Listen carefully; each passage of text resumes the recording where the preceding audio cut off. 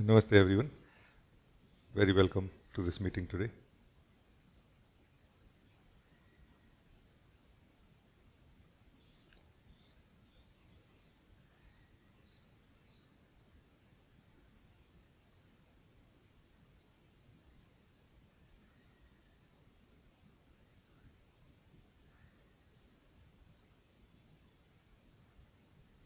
You all are welcome. If you want to have a conversation with me, we can talk.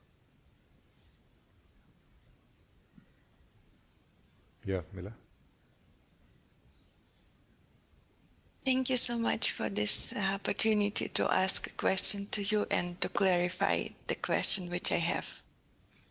I wanted to understand more what does it mean to be total. I heard that you share some time about it, and it is very interesting topic to me, and I want to be clear. What does it mean to be total of every action I'm doing in my daily practical life? Because I feel it is important.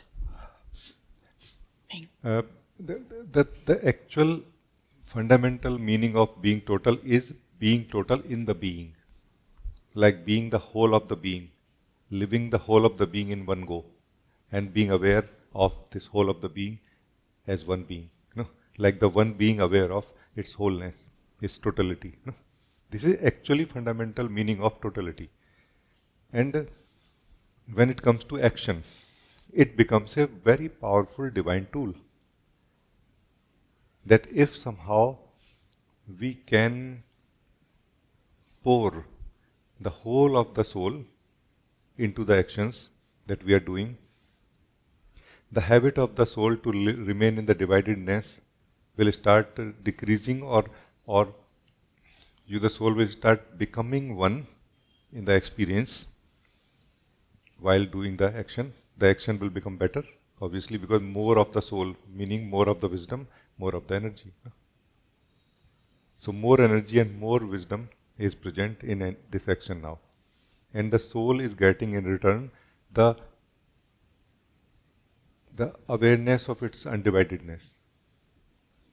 In place of that, before, in the mind, in the memory, in the reflexes, in the actions, there is a network, like a network of memories, which is in every possible way trying to prove that soul is divided in many, many ways.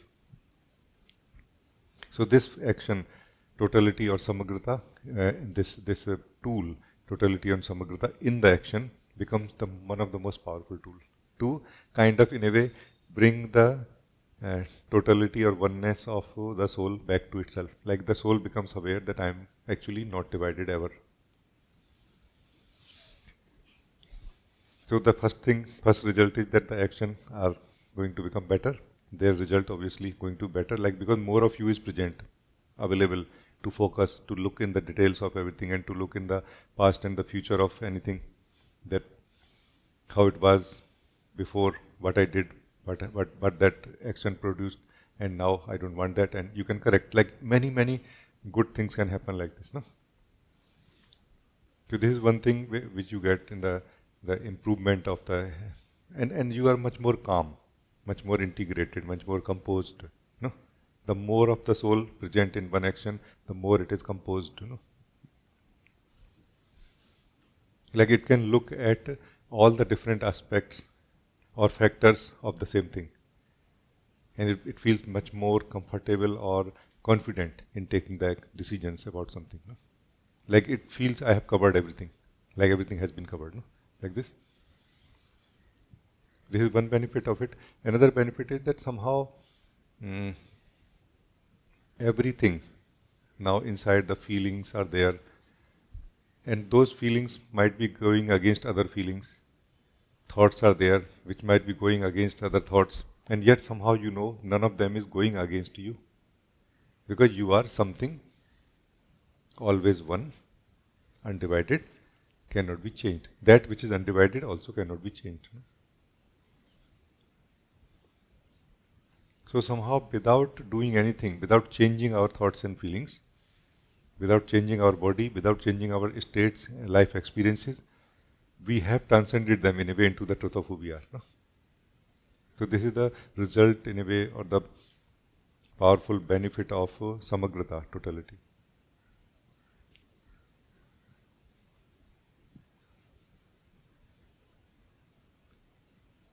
Yeah. Do you follow what I'm saying? Yes, just wanted to clarify my understanding. So when I'm living daily life activity, it is a lot of thoughts and feelings inside of me, and I can choose two ways now. First, to continue to follow all of these thoughts and feelings, and the second one to be total as I want to, and stop to attend every thoughts and feelings, and be present more of what I'm doing. Then my actions with how to say my own power will give me the opportunity to be total of every action which I'm taking, or every movement which I'm doing. Is it correct? It is correct. So what is happening is that you, the soul, has two versions, or two versions possible to be lived by you when you are doing a action. One, that is habit. Habit is what we can call also ego. Another, you do it yourself. When you are present with the action up to a certain threshold of totality, no, that then you cannot live as ego that time. You have to be like, you will be the soul only that time. No?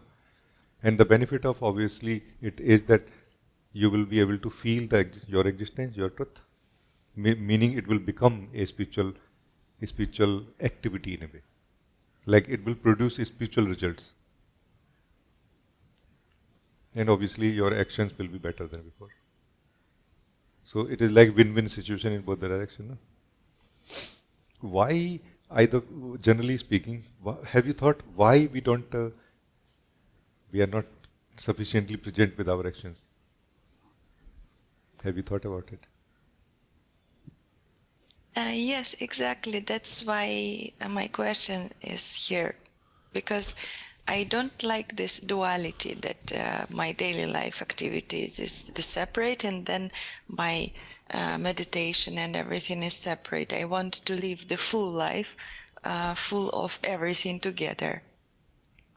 This is very, very possible, and it's a very good uh, time that we are discussing like this. So why um, we are not present in the action that we are doing?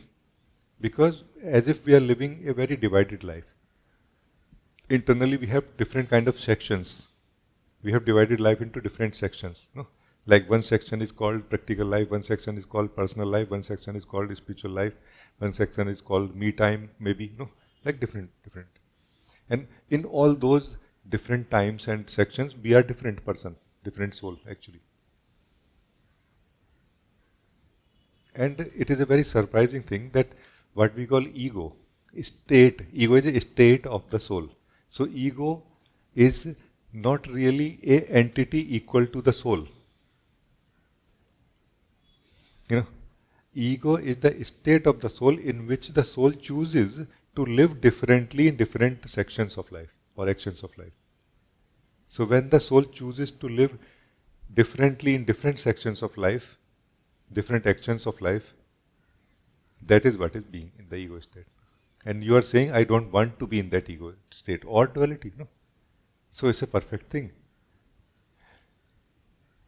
Then totality is a very, very beautiful and very immediately effective tool for you. Now forget, you can very safely forget about in this context, because you are already saying that I don't want to save myself in any other way than the truth of who I am. No? With this declaration, I can say it is totally safe that now you can forget completely about who you were.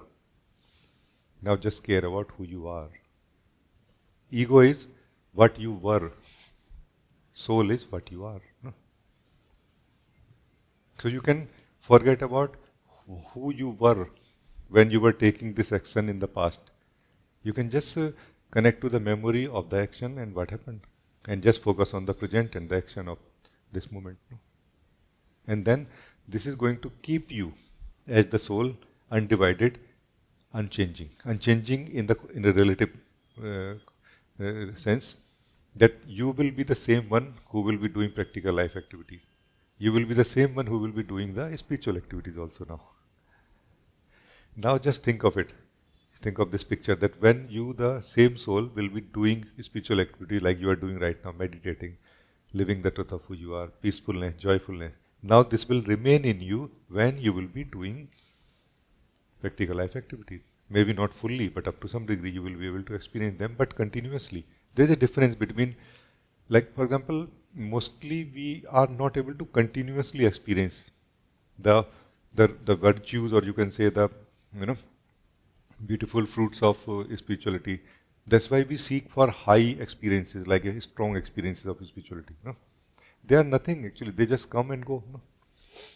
But even if gentle benefits of this peacefulness or calmness, and uh, this continuous joyfulness or this true happiness that we experience in the truth, in our meditations, in our satsang, even if little bit of it can survive there, you will feel so happy, but it will be continuous, no? Like we will feel so safe in a way. Like it will be a evidence, internal experiential evidence that I'm not lost. I have not forgotten myself. I am in touch with who I am. And anytime, all you have to do to come back to yourself in a way, just let go of what you are doing in the at your hand. Like the task at your hand, you just let go of it. And that you are learning anyway. Because when the soul is living, doing the action by being present and in the way of totality, this is the very first lesson of totality. Let go of the other tasks that you did. Otherwise, if you don't let go of those tasks, you cannot be total in this task. No? And as soon as you have learnt this lesson, after the task is done, you will be free. No? You will withdraw yourself from it. You will let go of it or not. When you let go of the doing of that actions, you actually let go of the very doing. There is no doing without the doing of something. No? Do you see my point? Like there is no thinking if you are not thinking some thoughts right now. And there is no value of thoughts present in you if you are not thinking them right now. So if you stop the very act of thinking, thoughts are useless now. They are totally harmless, in fact. They cannot touch you or they are not doing anything to you. No? You see my point? Like this, you will remain in the soul of your being, in the truth of your being, no? In the soul always, no? In the true state of your being. No? Like in the whole day, many times a day, you will slip out of this activity into the truth of who you are, even when in the office, surrounded by people, and your alertness is saying that okay, as soon as the call comes for action, I'll just jump into it. No? Until then, let me just enjoy myself. No? You see my point? And it is very possible, by the way. But we are somehow having misunderstandings also here, I noticed. A spiritual misunderstanding. When you are living as the true self, you are in no way extraordinary, but in every way ordinary. And that's kind of not acceptable to us in the beginning. That how I can be just exactly how I was before.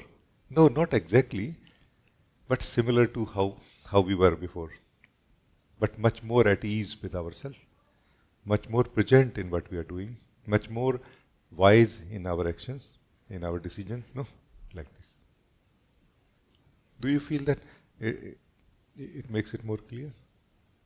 Yes, it is very clear now, and I will practice this. Thank you so much. Thank you. So basically, these are the two states of a soul: present, where the action is taking place, or absent from it. No, it's really simple like this. When the soul is present where we are, when the action is happening, when the body is moving, thought is moving towards something that life is doing, or we are doing with life, no? That is where we start discovering the truth of who we are. No? So there is no escape from being present if we want to know the truth of who we are. There is no way we can bypass being present. No? And as if we are trying to bypass it in some way. You know, like, can I be like that? Why you want to be like that? Why you cannot be just like this? You see what I mean? Like we are still thinking in the thinking mode, continuously in the thinking mode. Can I do like that? And then like this, and then together it will be like this. The truth of life is not really to be created, or that created truth of life is not truth, actually. And in the same way, truth of who we are cannot be created, and that which will be created is not really truth of who we are. It need to be met. We need to meet it. In the present moment, we meet the truth of life and we meet the truth of who we are at the same time. Right now, try. Right now, be here. Listen, talk, discuss, think, whatever you want, but just don't go from here. And you will start living the truth of life and the truth of who you are right now. This very millisecond, you will start living. Immediately, something will feel in you like, oh, I never felt my own existence. No. Like I just felt the body, actions, thought, feeling, planning, past, present, future. But I never felt that I'm also here in this body. You see what I mean? So this what I'm saying works immediately and everywhere and every time, including right now. Do it right now and check yourself if it is working for you or not. Yeah. Yes, thank you so much. I will start right now, and it will do it through all the satsang. Yes. And during this time, don't try to be special. Don't be a special soul. Be just the soul that you are. Don't be a special self. Just be the self that you are. The special is the need or the desire of the mind. No? So the ego want to be a special self. Then it will let go of being ego. But then it will never let go of being ego. No? Do you see the point? Every one of us can be that self which we always are. And we can be that right now. But as if we are completing a journey in time. As if we are completing a journey in mind. No? Like a journey of change of understandings, beliefs. No? Thank you. Thank you. So good, good. Thank you.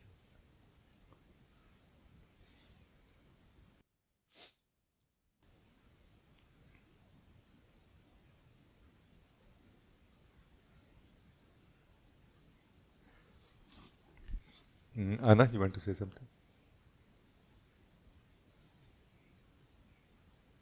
Namaste, Rajee. Namaste.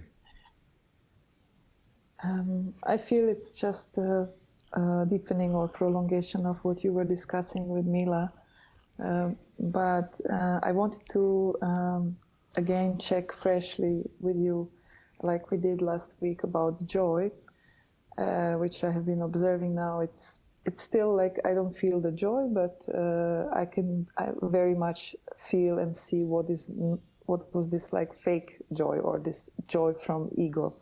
So it is falling off slowly, and it's okay. I don't, I'm not yearning for anything.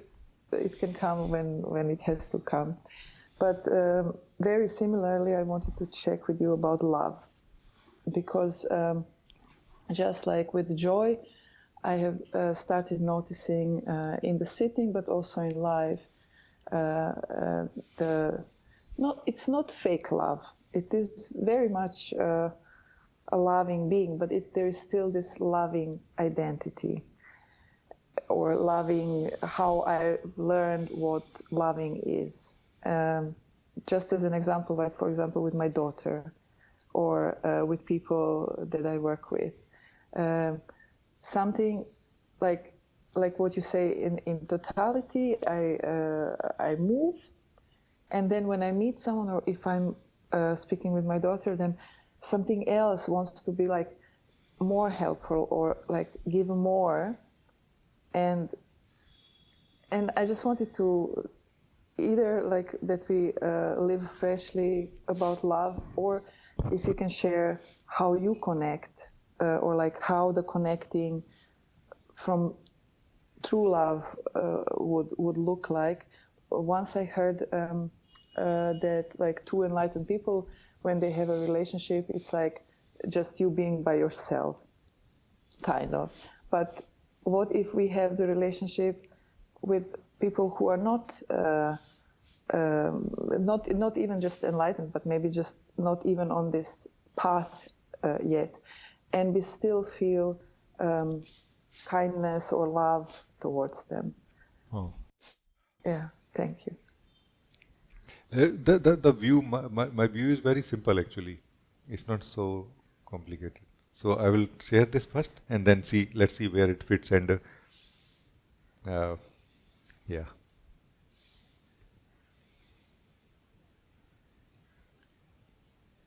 So first I share some basic very quickly that every one of us is the soul.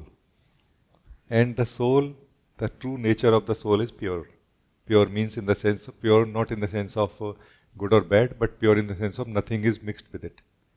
So our true nature is nothing mixed with it, like this pure. But we, by our own will or by how the life has happened, we are mixed with different things inside our body mind, with this form, with our memory, with our emotions, with our body. Together, we are mixed with it. And that mixing has different degrees. So every one of us is not mixed in the same exact degree. Like some people are too much mixed with the body and less mixed with the emotions and not mixed with the thoughts. Some are very much mixed with the emotions and very less mixed with the body and not mixed with the thoughts. Some people are very mixed with the thoughts and not mixed with the emotions and little bit mixed with the body. So different kind of formula in a way, different kind of combination is here present. No? And that is what is basically deciding in a way how we act, how much joy we feel, and how much love or how we love, how we share our love also. Because that basically is deciding how we look at life. Please understand, life is not same, it's not exactly same for everybody. Although it is the same life. No? So it is the same life, but we are experiencing it differently. Like when you ask a great sage, saint like Ramana Maharshi, that after waking up, how to deal with others, then he will say there are no others. So his view is very different now. So let me just share with you that with this background that what it is really, how it looks like.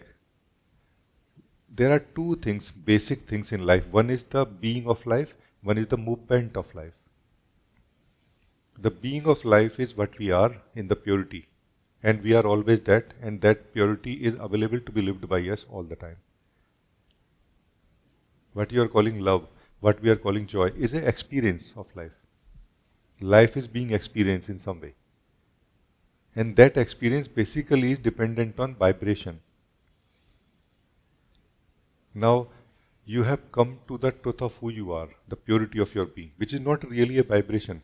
But from here, a much more purer vibration will be felt in your heart. It will start filling your heart with that pure vibration, what we call soundless sound, anahat nad, like we use different kind of words for it. And that will enable you very differently to relate to everything now. Like your love will not be like you want something. You already have too much. You want to give something. And you are looking for someone like a channel who can just be open, like you can fill them with your this pure vibration. No? And your joy is actually, this is joy already. It's all the time joy. Like you will get acclimatized to this joy very easily. Like, oh, but not that it will lose its freshness. It always remains fresh. But now you are connecting to somebody who is not living in this state. Okay, what will happen? Actually, this presence in this fifth kosh, this anahatanath, this vibration, pure vibration, is what is presence actually. This is going to decide. Like not this is going to decide, but this vibration and the vibration of that person together will have a kind of a chemical reaction in a way. You know what I mean? It will have like a chemical reaction and something will happen. they will feel, hey, they want to come to you more, closer to you. Then they will have more deeper conversation with you, like a love will be felt or something like this, joy will be felt.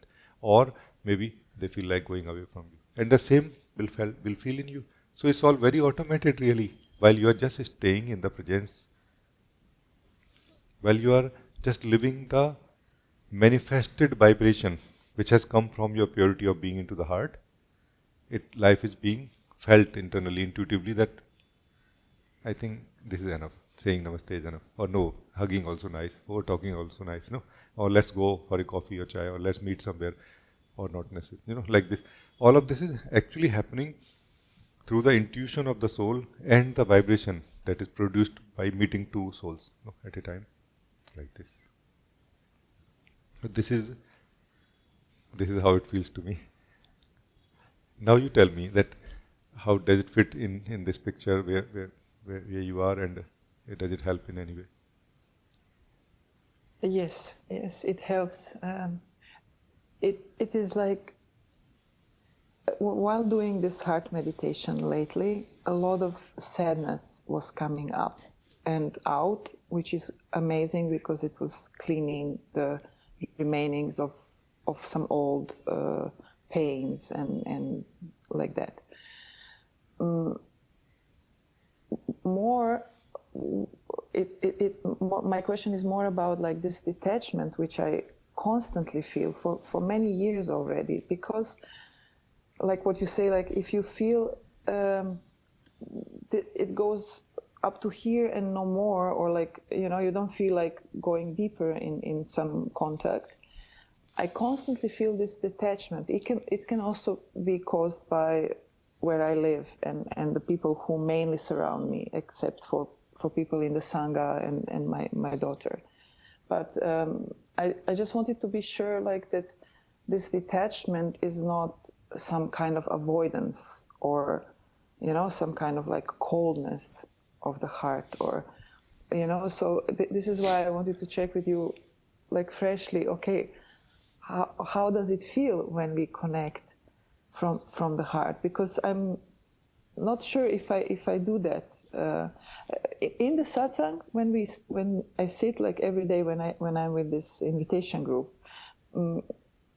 It is very, very different than during the day, but that is meditation. I understand. So yeah, we don't speak to each other, we don't go for coffee, Yes, I do understand. See, what happens is that whenever we are interacting with anybody, up to some degree, we will be present in the energies of body mind or not. The energies of body mind, as I said, we can divide them into, let's say, 5 sections, 5 layers. 4 layers are made of, physical, mental, emotional, and vital energy. The 5th is pure vibration coming from your being, or can come out of your being when you start living the purity of your being. So these 4 vibration also, these 4 layers of the body also have to be lived by you when you are interacting with anybody. And they get mixed, and they are like our tools. They contain conditioning. They contain a certain type of habit or patterns also, and that somehow will limit us in some way. And this is where we need to be very watchful in a way that we don't lose that purity of being, which from where we started, from the 5th, from the presence. And if we don't lose it, that presence, that pure vibration is going to in a way transform these energies for the time being, so that we can have a very flowing and beautiful conversation with others without losing our centeredness and that context from where we want to meet everything or do everything. Or it can start actually changing permanently also, like a transforming permanently, because as if the reason why things sometimes change and sometimes don't change inside us also is very interesting. Sometimes you don't have interest. The soul is so happy in living your purity of being that you are called absent from the body mind in a way. And then you will not mind, like whatever way it is, no. Like you will feel struggle, and yet you will not mind or you will not feel like changing it, because you are just enjoying your joy and your purity of being. No? And sometimes you will feel, no, I want to change, then change will happen. It's like this.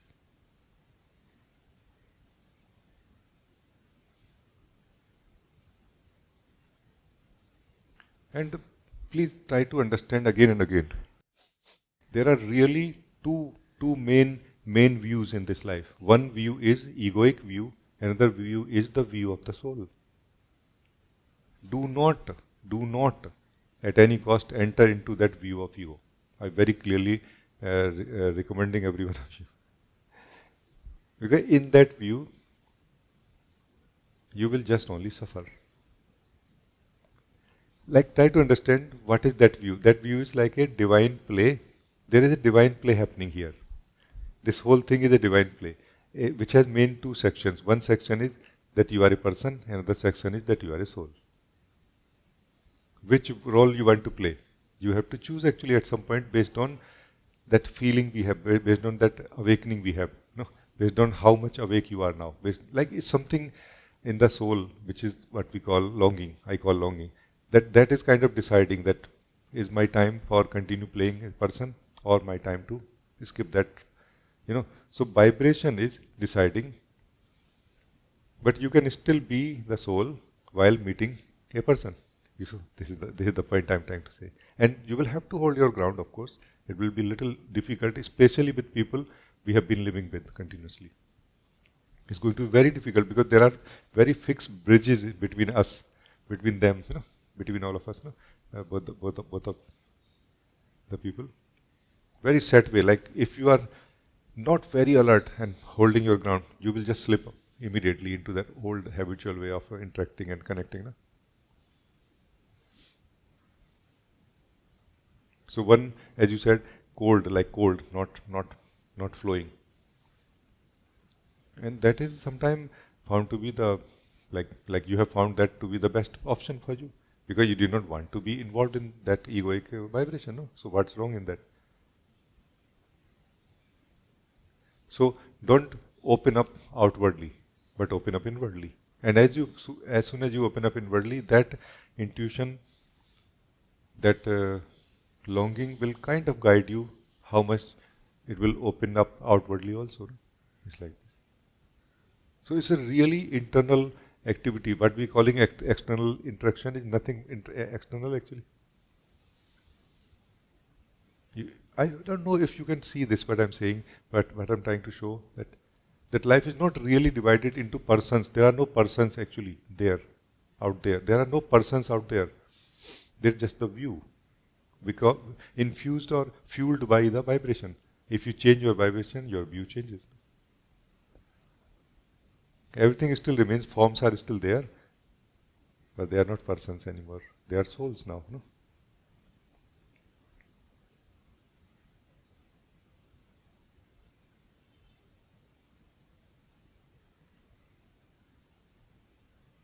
So you the soul, basically, every one of you, like you the soul is deciding basically about your vibration level in a way, or your degree of self-awareness. These are the main two things which you are deciding and which you should be deciding actually.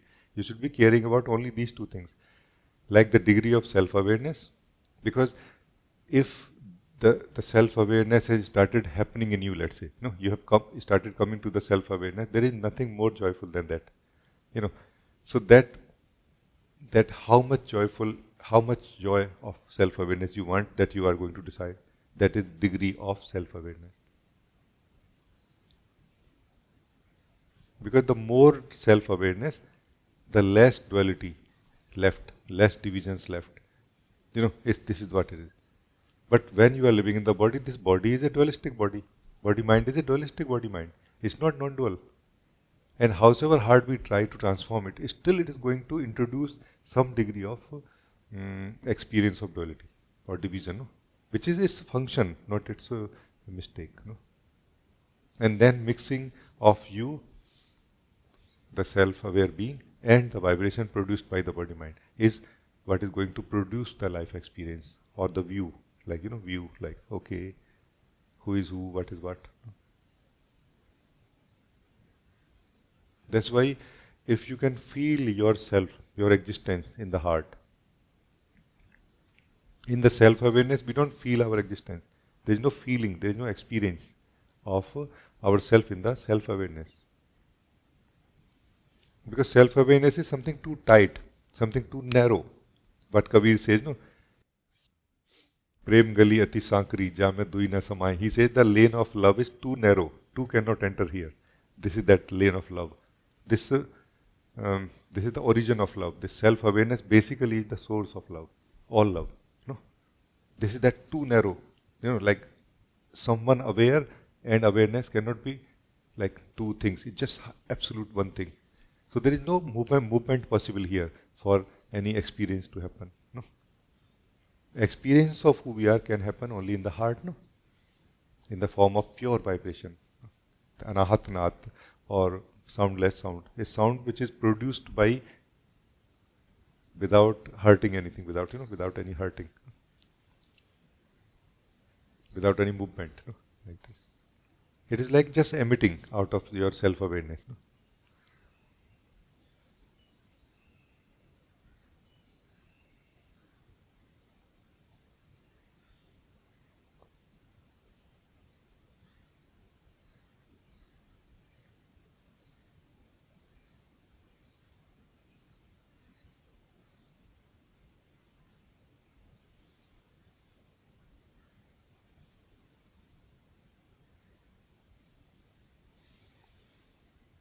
Isn't it so nice?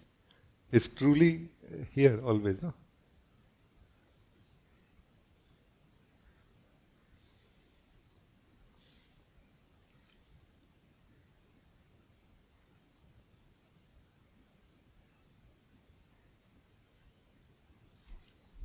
So, when we are meeting somebody, that somebody is a person or a soul. Just check that. If that is a person, you are a person right now. If that is a soul, you are a soul right now, no? Like this. And the problems or challenges of a person are very different than challenges of a soul. So accordingly identify yourself first and accordingly deal with the challenges. No? When we are dealing with the challenges of a person in the way of the soul, mismatch.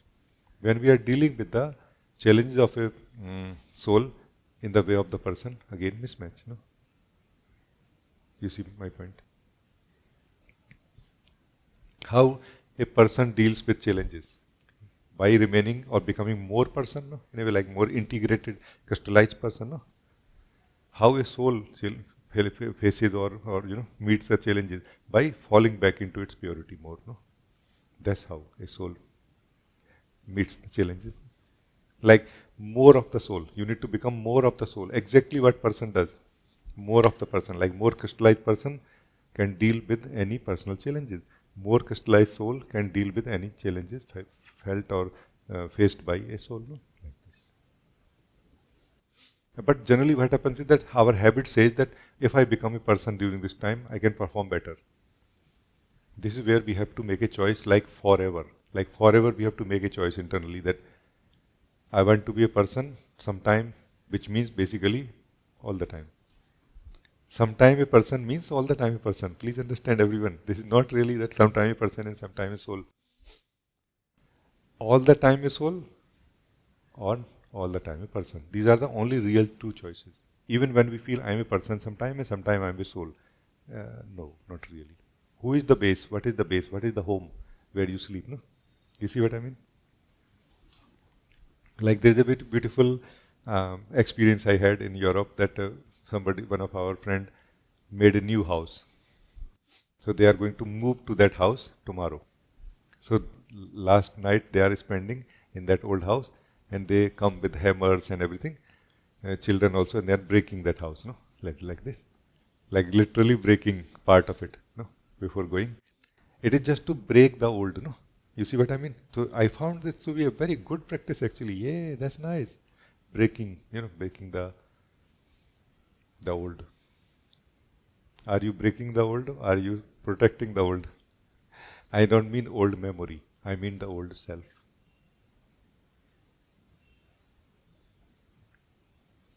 Do you like old magazines? Just check. Who is that who likes your old magazines inside? You were talking about sadness, doing this heart breathing. That a lot of sadness is coming out This could be coming out as a result, like a, like a mm, energetic reform or transformation. But it could be coming out of a let go also from inside you, like you are letting go of it because you are letting go of being the old self. No, if you let go of the being the old self, all the fundamental connected energies will also start going out. No, like this, because sadness does not apply to the soul that you are. It just simply does not apply. It's not about said for what, how to be free from it or not. It just simply does not apply. Please understand. This apply only to the person state of the soul. No? And that's where we have different things to be discussed. That okay, I am sad for this reason, not sad for this reason. No, like this. The way of the soul to deal with sadness is that I am not sadness. I am not sadness. Like full stop here. Basically, soul is saying neither I am the sadness nor I am the one who is experiencing it. Meaning affected by it. I am not that who takes it as sadness, something bad, something should not be there. It's fine. It's energy. It's a flavor of energy flowing in me. What's wrong in that? Many type of energies are there, and combined together is they are enabling us to live in a particular form containing different layers. No? All of that is part of that, like different opposite experiences or flavors in the energies are part of that framework created by the Lord, no? By the source of life with so much love. Kabir says that Sai ko binat maas das lage. Like that time, I think it used to take 10 months for a baby to be born. No?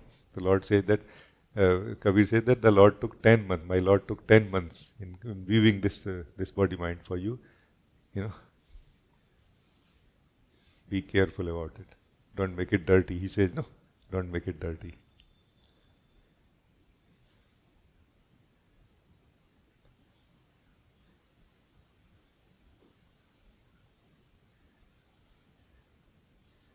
Self-unconsciousness is the magnet for dirt, in this context. Self-awareness is the way. Sit in this body mind with self-awareness. I hope that it all went well, like you understood. And Very much, very much. Thank you very much. Can I just check with you with this when you were saying about the mismatch when we are dealing with other people? So, if staying in this, like when we were breathing few breaths now with you, with the people that are confronting their troubles as a person, their I don't know, karmic baggage or their problems or something, suffering mainly, because I can see how much people act from the pain, or from the past pain, or from the pain in the moment. So just like we did now, just a few breaths with them, without wanting, because this is where I always make like a, because I bring my toolbox, and then it's like, okay, I can help you with this, I can help you, let's try to do that, let's go for a walk. There is always like, I because of this, like before, this love motivation that I've been living for forever, this toolbox come with me, and just maybe leaving this toolbox and really just from this love breaths, or I don't even know how to call it, from meeting the soul, it is also enough to I don't know how to say it, like to have the other experience their soul in order to start not fixing their problems, but like to look, to not to wake up, but like to maybe just see another option of than to stay in the pain. Like I can now when I'm dealing with my daughter, I can see how maybe you and Guruji get frustrated with us sometimes because it's like nothing works sometimes. Like But I clearly feel that even if nothing works, and we may, you know, we may fail in everything, but love still never fails actually. So don't close down ever. Let your love continue flowing, even towards those people. What to say of your daughter, but even towards those people, you know, who are giving you challenges. Because this love, which is going to flow out of you from your heart, is going to help them much less than it's going to help you. No? Please be aware of it. So then never close down your heart. Let your heart open up more and more and more for this free flow of love from your being into towards everyone, towards everything. Yeah. Just unconditionally. Like let there be challenges and do everything what you want to do about it, challenge and everything. But love is something, like let it be like a parallel reality for you. Like love, I'm just going to keep my heart open for everyone. Now how much they take or not is different. No? But you don't stop giving. You don't choose based on who is in front of you, how much you give. You know, always giving full, like this. This full is what is the one way of the soul. It does not choose differently. This is what is going to help you in remaining as exactly as the same being in every situation, in every relation, in every interaction also, no? Because this love basically is not your love for other. Actually, in a way, it is your love for yourself in the form of the other. And this will be revealed also at some point. When you will become free from the sense of the self inside you, then you will be so surprised to know that in the other also the same self that I am lives. No? Then you will feel so happy. Oh, I continued giving my love. That was so good. No? And otherwise you will feel, oh my God, how I how harshly I was dealing with the other. No? I don't mean that your individual energies of body mind will not feel challenges because of their energies. They will. And especially with the relations in the, in this kind of relation, there are many things which are felt challenged.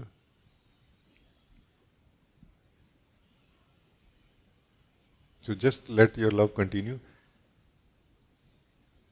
And this will become like a patience also. This will become like a wisdom also. This will kind of open up something in a way.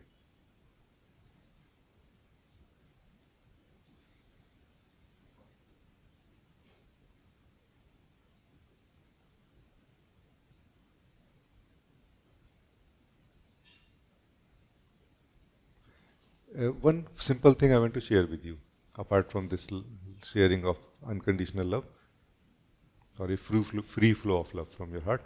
Another thing I want to say to you that the more you allow yourself to be the way you are, the more you will allow others to be the way they are. So for first, you need to allow yourself to be the way you are, meaning your own energies of body mind.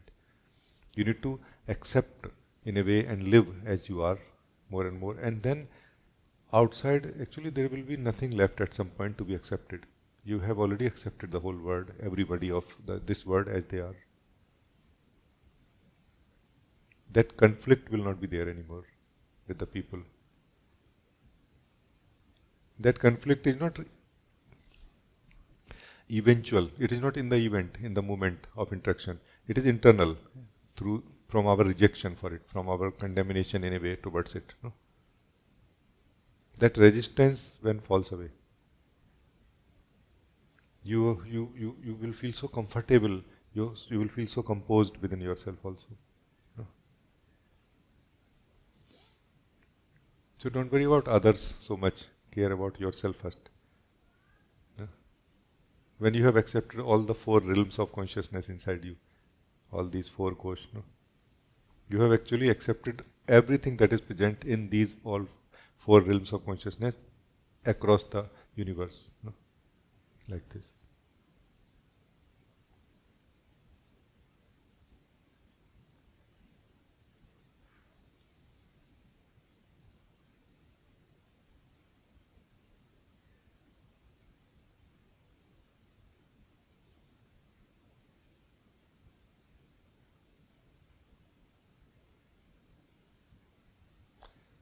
So just to be very clear in one sense that when you will not have any conflict or resistance for the daughter that is inside you, you know, that is where something very different will be felt by you when you will be meeting that actual daughter, outside of your body. This is what I meant.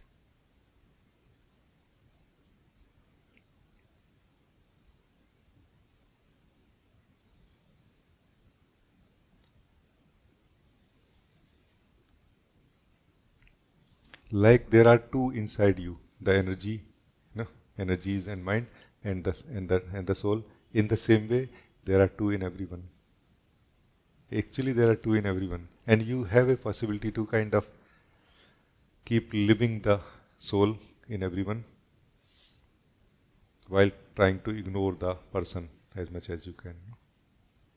It is possible, really.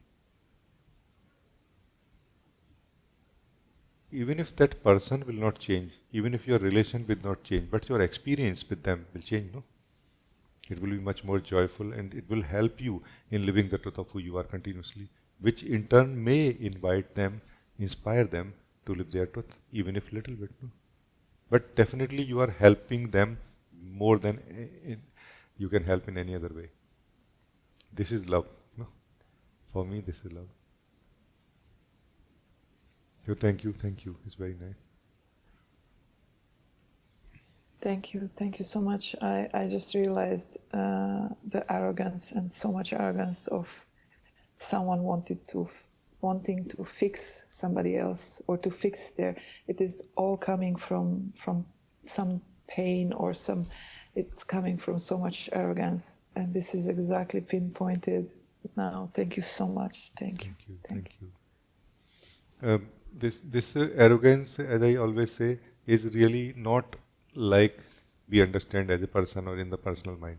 It, for me, arrogance simply means frozenness. Things are frozen, like feelings are frozen, feelings are there. They are producing certain outlook towards everybody. When those feelings are unfrozen and they drain out of you, your eyes, your view becomes very pure. You are never against anybody because you are never against you. If you are against yourself, you will be against others. If you are not against you, you cannot be against others.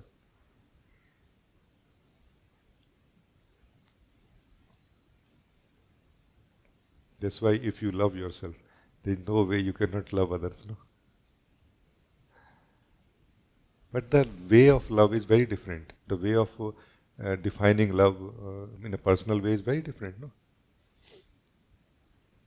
The way of the soul is not really that I love you, like two people are there and one is giving something to the other. No, the way of the soul to love is to feel that same truth in the other which you are feeling in yourself. This is love. And you will start giving the space to their conditioning, to their struggles, inner struggles and problems, as much as you are giving space to your own energies and struggles. No? Like this. It's a very simple and most magical change that can happen in our life without changing much.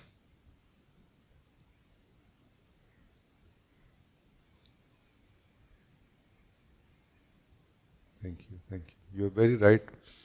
We all have this kind of unknown arrogance inside us.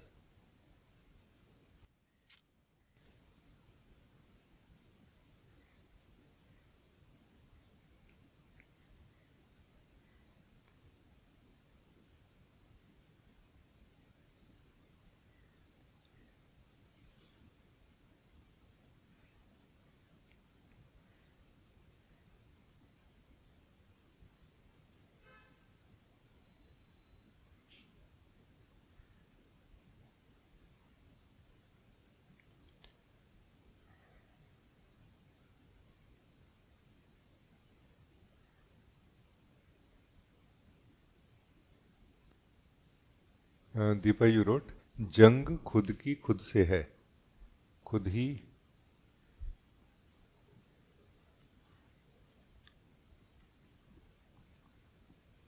सुलझाओ, खुद ही सुलझोगे, तभी तो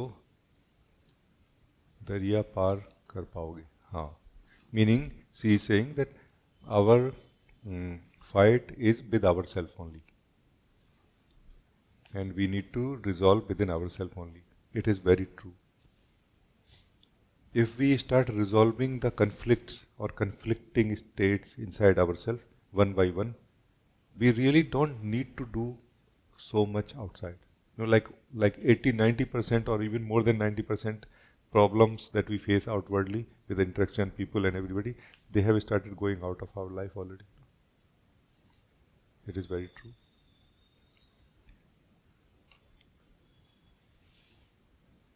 Like if we can come to the joyful state of our own being, joyful state of energies,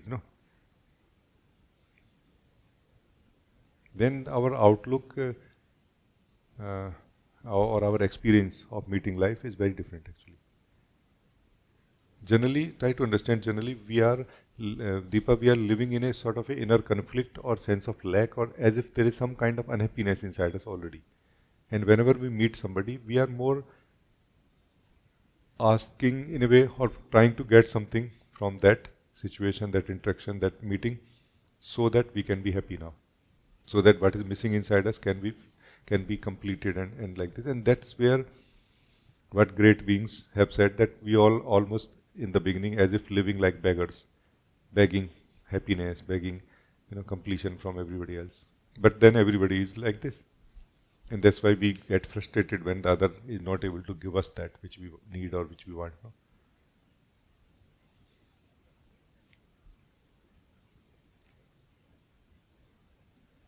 And that completion, the completion never happens in that manner. Two incomplete people cannot make each other complete, generally speaking. There could be some spiritual process to do that, but not in the way of the person, no? You see what I mean? However, there is a much simpler way to resolve it. Like, let me just bring what I try to share in the form of the basic understanding of connecting the mind to the heart and connecting the heart to the soul. No, what is connecting the mind to the heart basically is that in the mind there is one left inside you, not many. There is just one left inside you which decides that, hey, I want to attend the thoughts or activities of life, or no, I just want to slip out of it and rest for a moment. Resting for a moment basically is slipping out of mind into the heart. No? And like this, we are connecting our mind to the heart. In the heart, what do we find? We find true happiness, which does not depend on anything of life, any situations of life, any actions or their results, any cause and their effect. No? And from here, very naturally, you may start feeling that clarity internally growing inside, that I am actually something which I have never realized.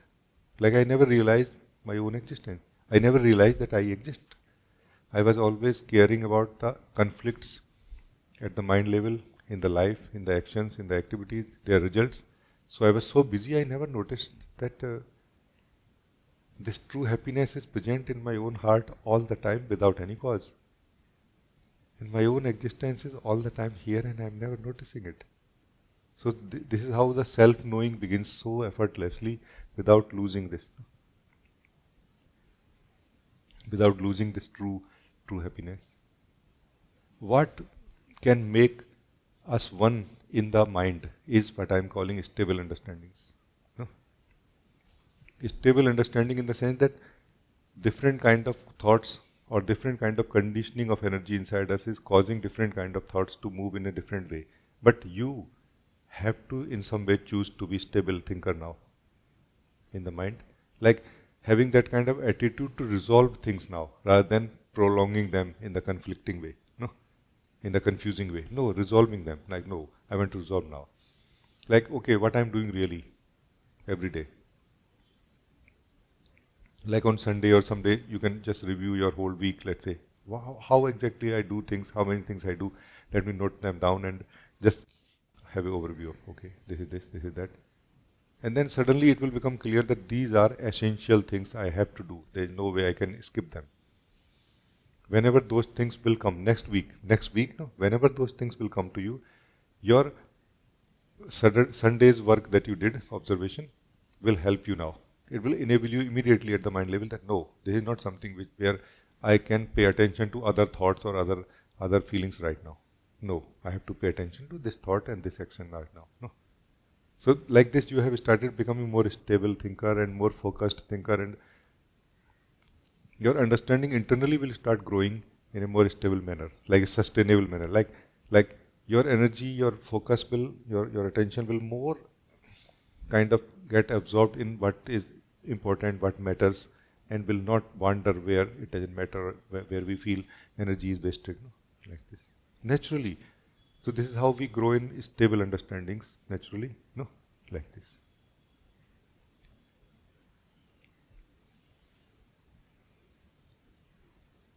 And when the mind and heart is connected, basically it means that you, the soul, already knows where is true happiness. Meaning it is not in the activities, it is in the core from where I do everything. No? So now you have become free from demand or need for happiness from your activities of life. And then the activity of life can be so much more um, efficient in a way. Like you can play, like you can take it more like a play in a way, not like a casual play, but very involved and sincerely playing it, no? Like this. But now you know that you're not really trying to rush towards the end of the activity. We are trying to rush towards the goal of the activity always. Like a desire, every desire is trying to push us towards the fulfillment of it. And in between, we are always in a hurry. And that's why we are not able to perform well. And when we are not able to perform well in between, our results are not good. You know? But now when you already, the soul has found the true happiness in your heart, you will be able to justify every action, every minute, every day. No? Like this is where you will be more present in what you will be doing. And now this miracle happens that you will start discovering that true happiness can be experienced even when I'm interacting with life and working with life. Not that I have to sit quietly in my being for that, in my heart for that. No. So this is how these two things connect to each other. And the more we have kind of become more resolved human being, you can say, when we have become more resolved being, the more we have become free for ourselves actually. And naturally we start sensing our own existence, and this self-knowing naturally grows anyway. So this is a very complete way that I'm sharing or trying to bring everybody's attention to. No? Thank you. So it's good. Thank you, Deepa.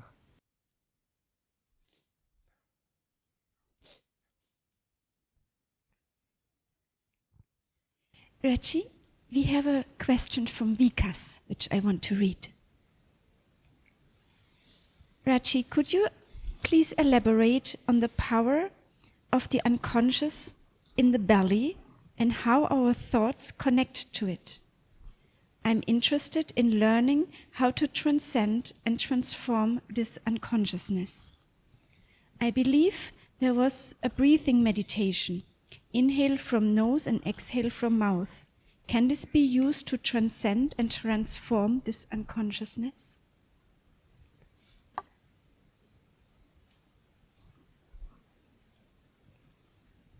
What I'm going to share is a kind of a more generalized explanations. It's not like directly connected to chakras and bodies and those kind of technical spiritual terms. Okay, so listen to it more in a general sense. It is true, but in a more general, like in a rough sense. You know what I mean? Like this. So what we call heart in the middle, let's say here, somewhere in the body, is generally the center or the central place. It's more of a reference point for the soul. That the soul has been found in the middle here. Not that soul is living in the body in this way, but when soul is living in the body, soul finds that this is the center of the body. Below the center is something what we call belly. No? And above the center is also some higher, some other layers or possibilities like what we call conscious mind or, you know, all the other conscious. So below this heart generally is less conscious. Below, above this heart is more conscious. Heart is in the middle, where you, the soul, has access in a way or can access the unconscious or conscious both, which are basically nothing but different degrees of the consciousness, like different temperatures. And in the different temperatures, different kind of life grows. In the similar way, in different temperature of consciousness, different type of life grows also. So what is found generally below the belly is more our past life that through which we came, like from the animal kingdom through which we came, no? Is more, that energy is found more in the belly section, not here. Here we have a possibility of growing beyond a human as we were born, no? Like going in the direction of discovering who we are, in the direction of discovering the truth of life, truth of God, no? Like this. Truth of God, not in the sense of knowing what is the God, but more in the sense of meeting. Is there anything like God, and where it is and what it is, like really meeting it, no? Not just thinking about it. So it is true. Now think of thinking, like now we are talking about that how thoughts are affected by the unconscious energy of the belly. That depends on really not the thoughts, it depends on the thinker of it. If you, the thinker, is affected by the energy of the belly, then your thoughts or your thinking will be affected, because thinking is nothing but the activity of the thinker. It's not really a separate thing in itself. It may look like that. For example, when you are a soul. When you, the soul, is not thinking, is there a thinker that time? Actually, no. So you, the soul, becomes a thinker when you think, or you are called a thinker when you think. So in reality, there is only thinking. There is no thinker. But the thinking is activated in some way. Like, for example, the present thinking generally when the soul is not awake to itself, when the soul is not aware of its own nature, then the thinking is moved or done through the unconsciousness. So like all of this belly energy is the fuel used to drive, to have those impulses, to that momentum created to move thoughts, no, inside. So we can say all the thoughts initially are moving through conditioning. Then slowly the soul will start waking up in the middle to know that I am neither the unconscious nor the conscious. I am something beyond. No? Then the soul somehow has a light of its own self, kind of start coming out in a way, which is going to in some way, bring light relatively at the thinking level also. And that is going to kind of change the thinking patterns in a way. Like the subjects of thinking are different. You know, like it is said that we can have three type of minds. It is said like this: tamasic mind, rajas, and sattva. You know?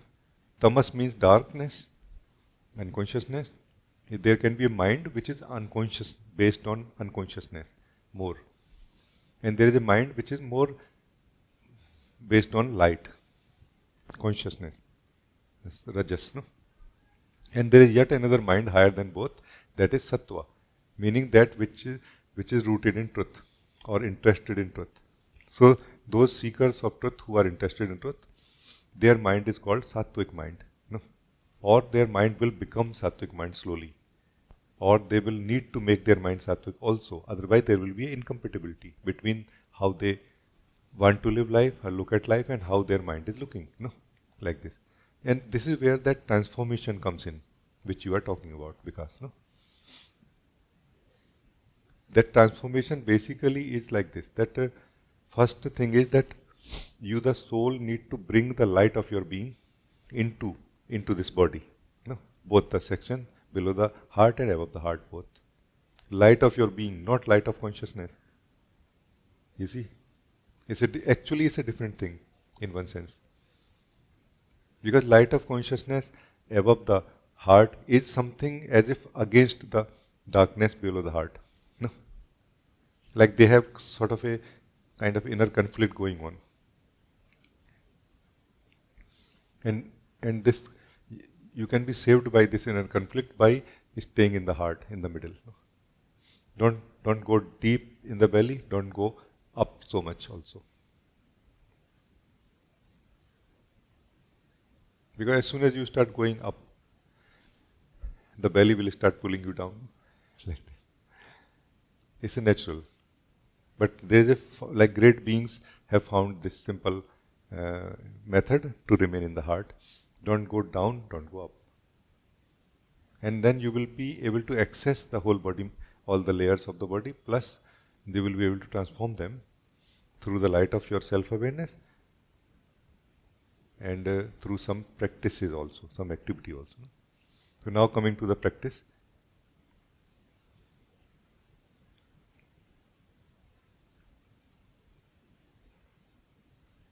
I'm just trying to remember what practice this was, which was shared before, breathing practice.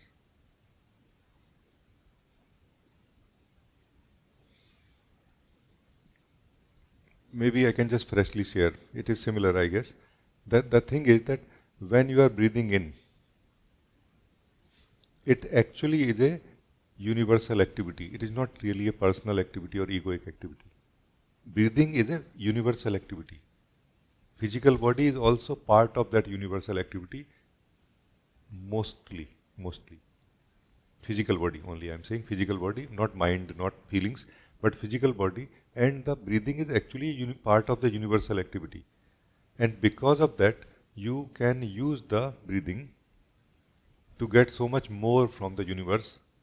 You can get more relative light, you can say. Like the breath can give you much more relative light, which is more easily consumable by the energy of the belly, which can be used to transform the energy of the belly gently but continuously. So what needs to be done is that breathe in from the nose and feel clearly. You will be able to feel clearly that something much more than breathing, much more than oxygen is coming inside you. That is that life given by the source, by the universe to us. So the source of life is giving us pure life through the inhaling, through the breathing in. And the same source of life, universe, is trying to remove the old energies, the garbage energy. Garbage means that which is not being used by anything. That is garbage. And there is a lot of garbage in the belly, because either it has not been used for a long time, and also it will not be used ever. But we are just not aware of it, and still it is there, and it is affecting our thoughts, let's say, because of their connection. So for that, something kind of a generalized, something generic is done here, not that targeting on certain feelings or thoughts or something, but in general, as a whole. When you are breathing in, the pure life is coming in. Breathe from the nose, and let the pure life given by the existence come in. It is not being given like, in one sense it is being given to everybody, but it has to be taken by everybody consciously also. So this practice is that you start taking it in also. And then actually it is said that you are taking, universe is giving you. Before that, not really. So when you are breathing in, allow yourself to really acknowledge and value the life, the pure light, the pure aliveness being given to you inside, when you are breathing through the nose like this. And then when breathing out, breathe through the mouth. No? Where more, you can say, more of the garbage can go out in a way. This is more of a gesture, but also it actually practically helps in releasing the old garbage energy. And this simple thing, when done wholeheartedly, can do miracles actually. But because generally we are breathing continuously every day, we feel that what breathing can do. No, it can do much more than just surviving in the body. No? So I feel this is what is uh, like. This is how I would like to answer like this. Thank you, Vikas, for asking this. Thank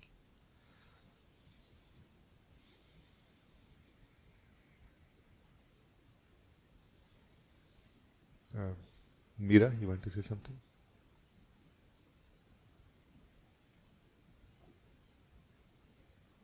Good morning, beloved. Can you hear me? Yeah, I can hear you now. Yeah. Okay. Nice.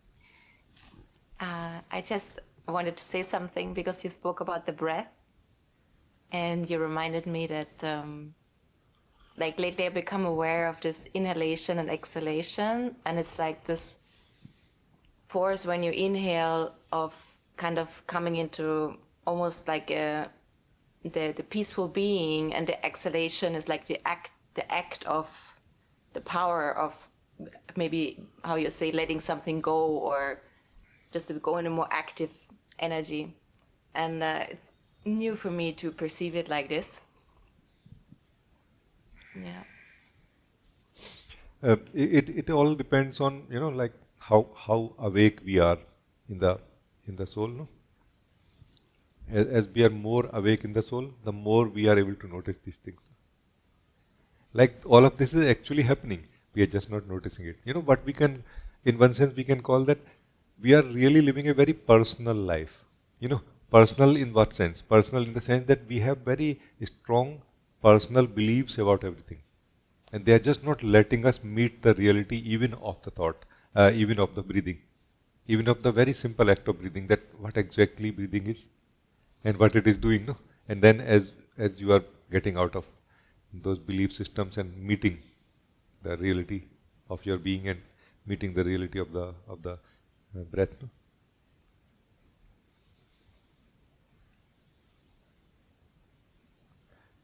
Thank you, beloved.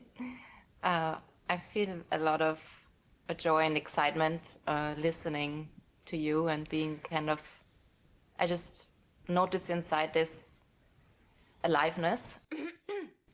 And I would like to bring something to you, maybe you can share. I noticed, first, thank you for the last satsang, because you clarified something for me. And I brought it to my Shifu, like energetically, and it's completely it corrected itself so beautifully. And what was left is a very healthy student relationship with a teacher, and I kind of feel energetically what my position is and what his position is, and yeah, that's very beautiful. It's have an order backed in this. Otherwise, not having things in order with the Sifu kind of not good for health.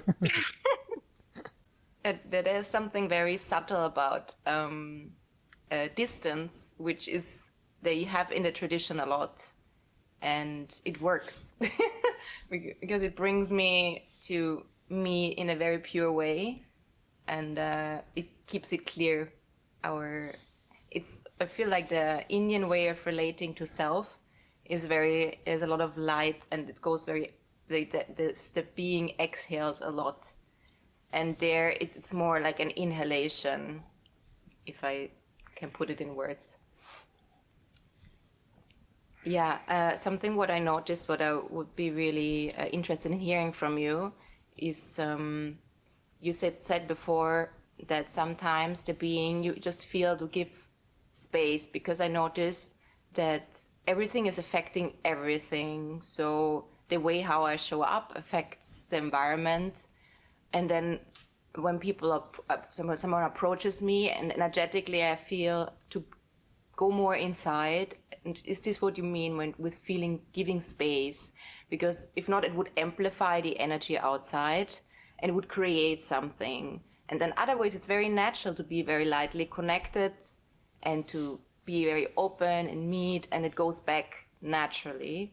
And I don't know if I have the right words for this. It's just something what I'm observing. See, there are really two ways to go for everyone.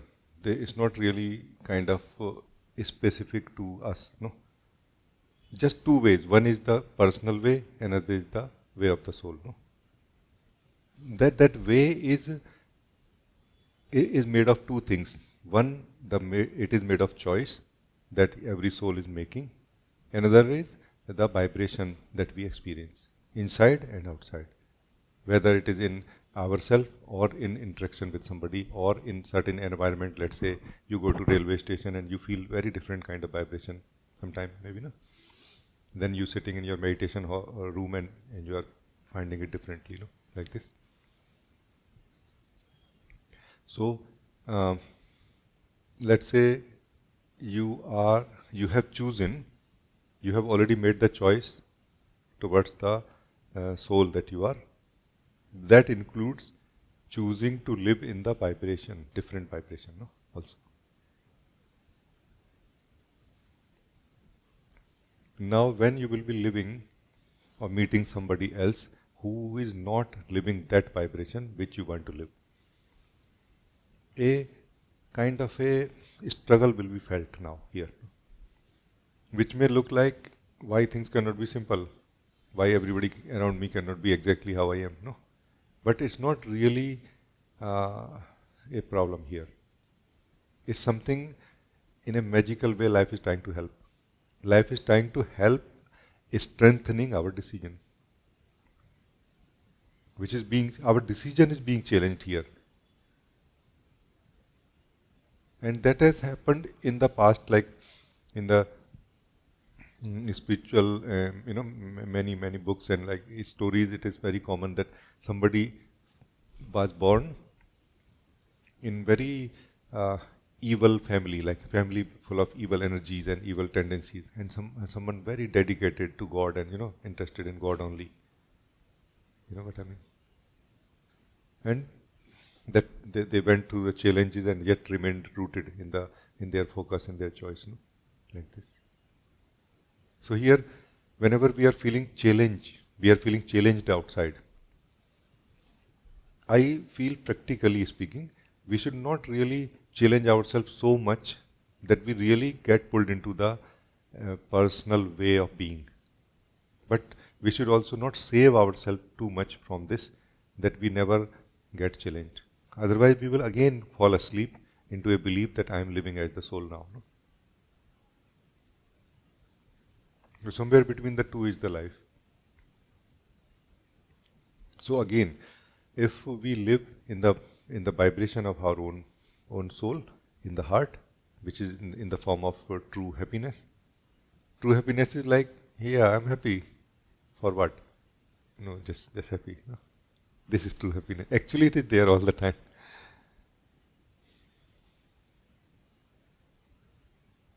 Like, let's say when you are not attending anything right now of the mind, of the life, this true happiness is right here waiting for you to live, no?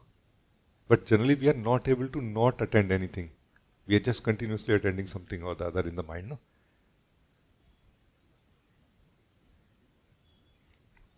Right now, don't get into a spiritual practice, every one of you, okay? Just inviting you to live with me. This one moment of true happiness, no?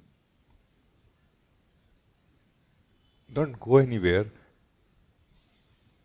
Don't come back somewhere,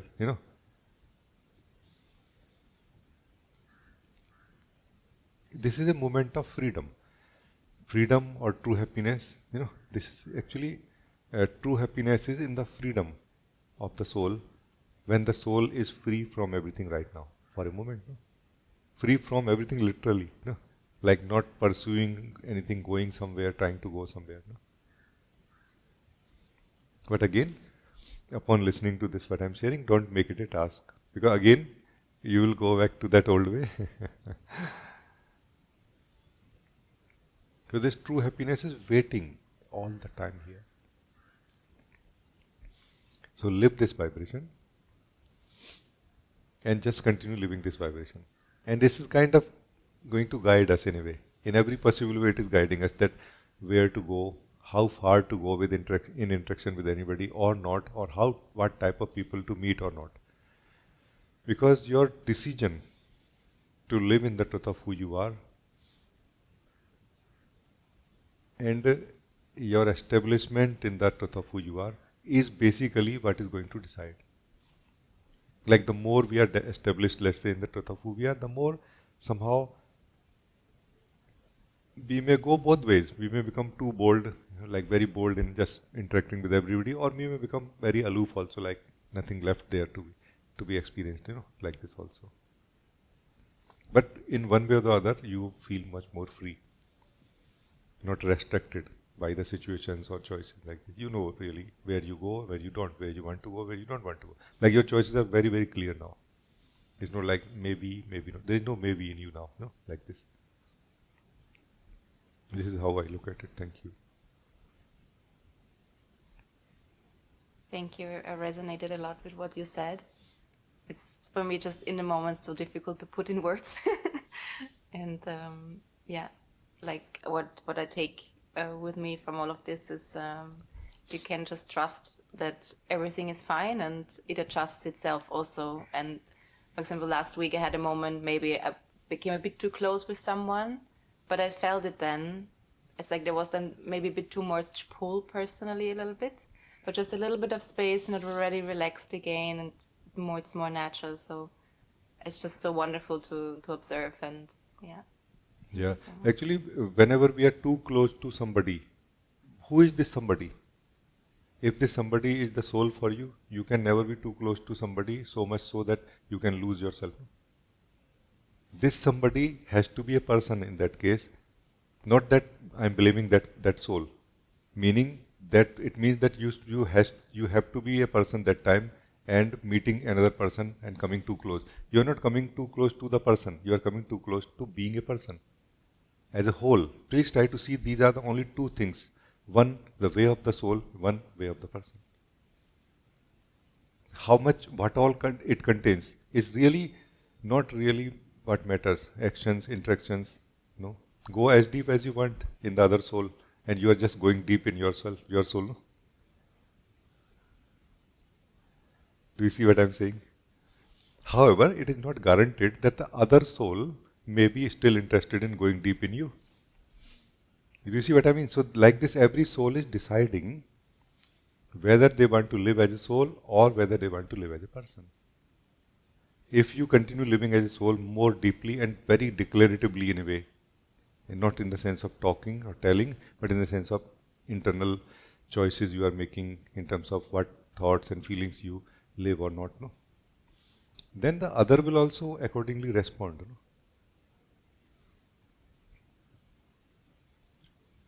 They may not really like it, no? Sometimes.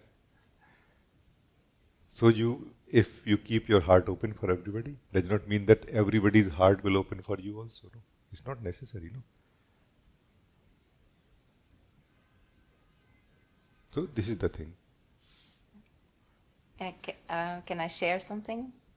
Yeah, like the one situation you brought up is, I think in this one moment there was maybe the feeling that, it's kind of like a special relation. We're a bit more close than others. Just a sense of this. What would made it more personal maybe, but it felt more natural to stay open and kind of more neutral altogether, and like there's nothing created or something. Also because it creates noise, because then there's more engagement, casual and things. And the other situation where I also felt there was almost someone felt a bit too much seen or something and started to feel uncomfortable.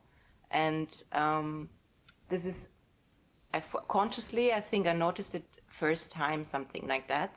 And then there was time I noticed it everywhere a little bit, this, which I cannot really put in words. But I noticed when my attention goes away in this moment that it relaxes the energy or the dynamic also again. Yeah, because we work all together in a very conscious environment, and these things, they just happen. And as you said, like not everyone feels so comfortable to be seen also so deeply. And yeah, so It's true, it's true. maybe you Yeah. can say something. These things for sure happen. Yeah.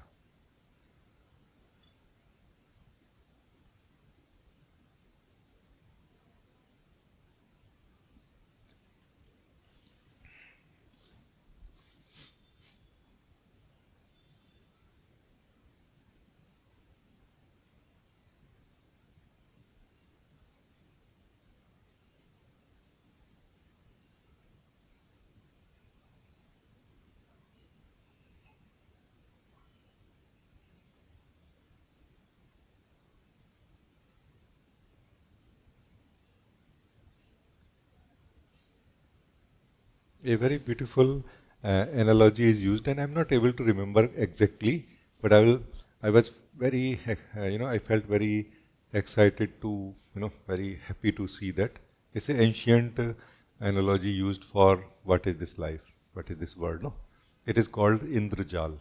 Indra, you can say, is the controller, you know, or like a master of Indri. Indri means senses. So basically, it is a network of minds. Jal means net, like a web like a spider web. No? So this life is a net of minds, and they say that it is made of crystal balls, and this one crystal ball is able to reflect everything of this universe. Meaning it can, when it want to, when it is refined, it can reflect everything of this world. And even it can reflect everything of all the other crystal balls also, which are reflecting everything of this world. This is that Maya. You see. Like, I think you are thinking differently about me today. Then you think that I am thinking differently about you today. You see. This is that personal life that we live through thinking, through feeling. And there is a life that is lived through the soul, which is not really life through thinking and feeling. It is more through meeting life as it is, including others still thinking and feeling. You see. So a soul can still meet a person, but will not see a person identity in it, but it still will see the personal tendencies in it. No? And those personal tendencies may close down in your light. No? Little bit like, oh, too much light for me. It is very possible.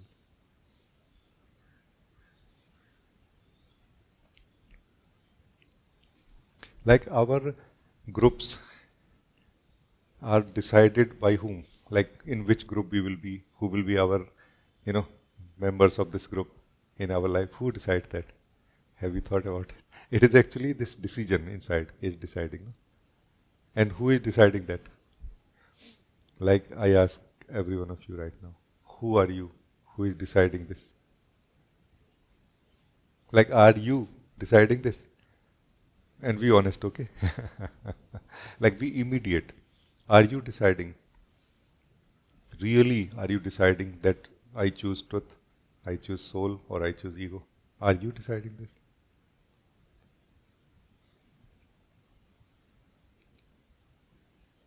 That's where you are going to discover your connection with God, actually. I'm inviting you in this, no? Right now. You are going to discover your connection with God. You are going to discover the will of God in the form of longing inside your own heart. Like, oh my God, it is deciding.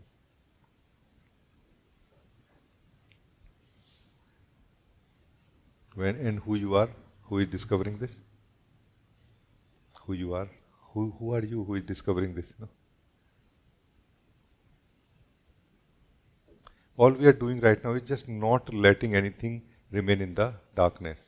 Like, no blind spots here, no darkness under the lamp. Let everything be in the light right now. you know.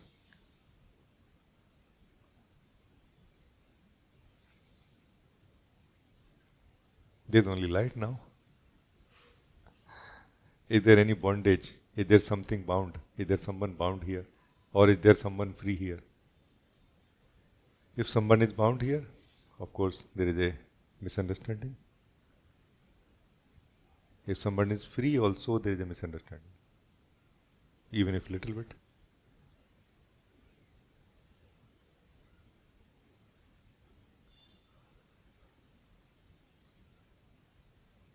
Life is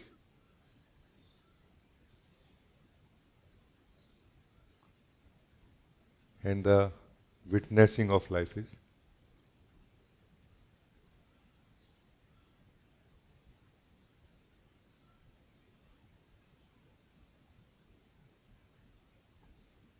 infinite, you know, in this infinite expanse of life is, and the changelessness of the witnessing, no, is happening. Where is someone to be made free, and where is someone to be caught up in something?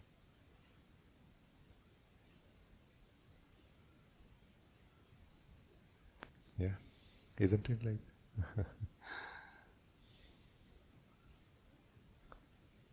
There's only light in all the directions, in and out.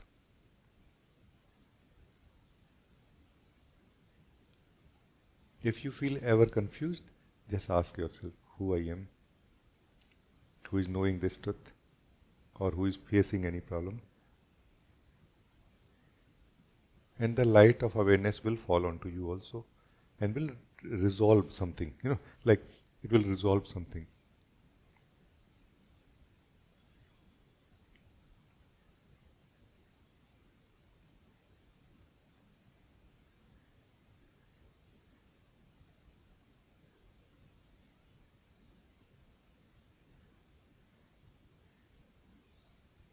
So thank you. I think it's good. Thank you. Rajee, one thing more.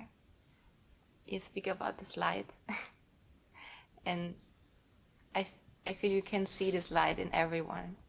Even you don't know what's happening in them, but this is the way how you meet them, or you meet, and this makes life kind of beautiful. And to adjust whatever the bubbles which come up, to integrate them, it's just such a blessing.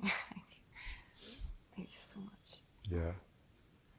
So it's nice. Thank you. It's nice.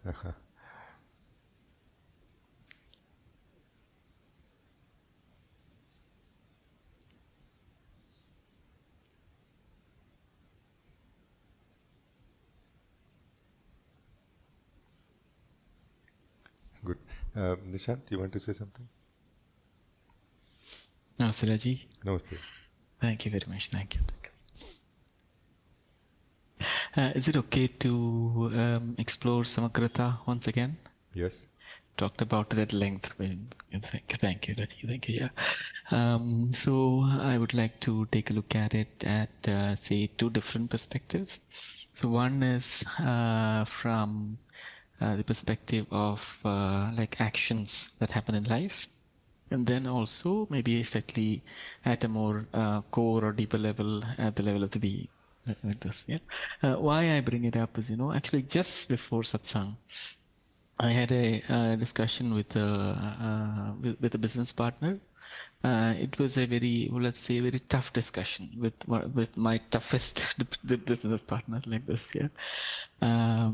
So what I felt is, you were speaking about Samakrita and the fact that we're like focusing on one action, while doing that, not getting pulled away in other things. No. So here also I felt, when we are actually in one action and fully focused on only doing that one action, also there also perhaps there is some level of perhaps duality, let me say. Yeah. So what I meant by that is, even when we are in this discussion, there is some processing going on in terms of what is required from it, from that discussion itself. So we're not going anywhere else. We're right there. Yeah. So there I feel, there that, so now a desire comes in. Let's say a desire comes in, and automatically, the person comes in, and the samakrita seems to be lost to some extent. Is it like this? Maybe you can speak. See, let me define samagrata a little bit again. First of all, we begin like this and then we go deep in this, no? What you are saying. So, there is another word, opposite of, for me in a way, opposite of samagrata. That is ekagrata. Ekagrata basically can be translated as concentration. It is said that meditation is not concentration, and it is true. Meditation is not really concentrating on something. It is more relaxing our ability of concentration into our being. No? So, opposite of meditation or in support to meditation cannot be ekagrata or concentration. But in support to meditation is samagrata. So, you can say samagrata is concentration at every level, not just at one level of body or thought or feeling. No? So when at every level you are aligned, like your mind, heart and soul all are aligned into one line, into one action that we are doing right now, that is samagrata. No? So now thoughts cannot go somewhere else, because thoughts are not really going anywhere else. It is the thinker going somewhere else, the interest of the thinker going somewhere. No? And that interest of the thinker comes from the heart. From the thinker is feeling like, I think I don't need to really pay so much attention or give so much energy to this thinking process right now which is going on. I can think other things also right now. But if this thinker who is sitting in the mind right now is also deciding correctly from the heart, connected, remaining connected with that process also, like devoted totally to it, no? Then it cannot feel interest. Its attention cannot go anywhere in other thoughts also. Those other thoughts are always there anyway. Other topics, other people are always there. They are not somewhere, sometimes suddenly disappeared or suddenly appeared. That whole thing of life is everywhere, in everything. In a way. It is energy. Thought is an energy. Thought energy is always there, surrounding us. We cannot be free from thought energy as long as we are in this form, no? Or in this realm of consciousness. No? But we can be free from touching it, holding on to it, getting into it. No? And samagrata is the way to live the consciousness levels, all the realms of consciousness, without being touched by it or pulled into it or without forgetting who we are. No? Like this. And when we are not able to do like this, that is where what you are saying happens, no?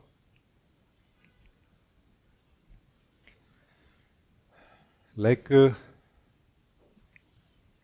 let's say you are doing one action right now. You are discussing something, as you said, no? You are discussing something, no? With someone. We don't ask this kind of questions, but I would invite you to ask sometime, not every day, but sometime, that why you are doing this activity. Then you will come to some root of this activity.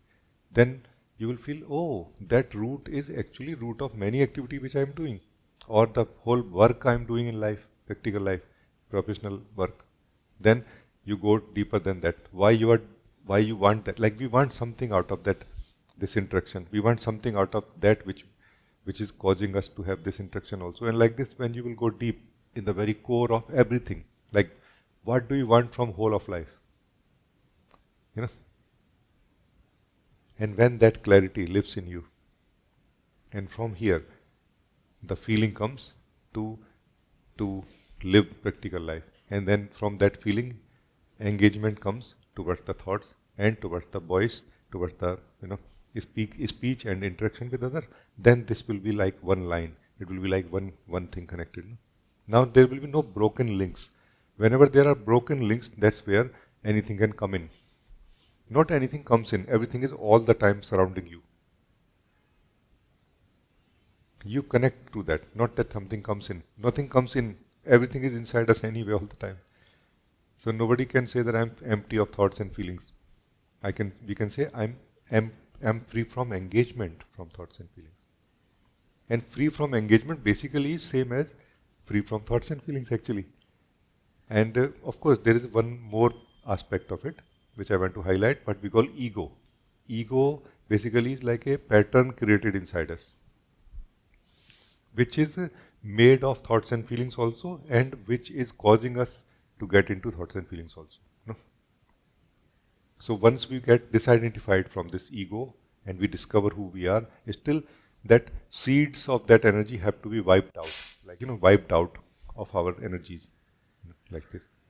Otherwise, until then, we will still tend to get into thoughts and feelings without wondering, like without knowing why I am interested in these thoughts and feelings, like this.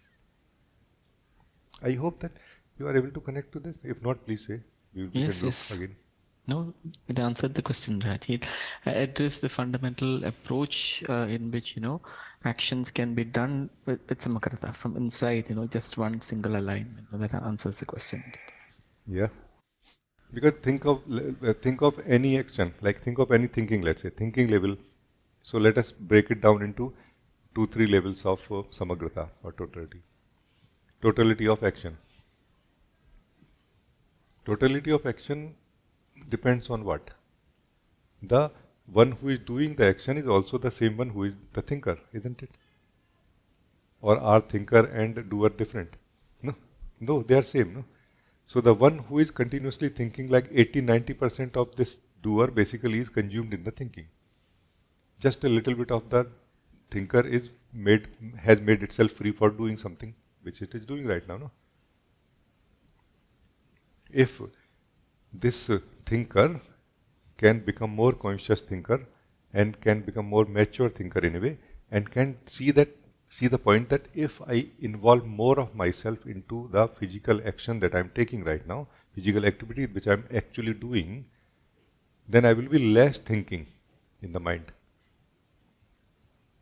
And in this way, I will be more and more one into the action, into the physical activity that I'm doing. And like this, I will be coming closer to what we call samagrata or totality. And the beautiful thing about it is that when the same doer chooses not to be the thinker but only be the doer, this doer can be a much better thinker now when it comes to coming to the thought and need to think about something. Because this problem that when we are doing something, we are thinking, does not stop at the doing level only. It continues at the thinking level also. When we are now thinking, we are doing something. So it's not really about doing or thinking. It's about being in the split in a way, like continuously being in a split. It's like a mode. Not being not being total is a mode in which the soul is continuously. Like always thinking something else when focusing on something which is important right now. No? Now, if the doer which has practiced doing things more totally, physical activities, can start thinking more totally also now, which means that it will have to ignore the thoughts which are attracting other than the subject, and also any form of doing, like can I just do it, can I move this chair, can I move this chair, like in meditation I also used to say like this sometimes that don't move your body right now, because even if you move your body, you have actually chosen to be not total in what you are doing, the meditation practice. Then it's just not going to work. You see what I mean? Then it's just not going to work.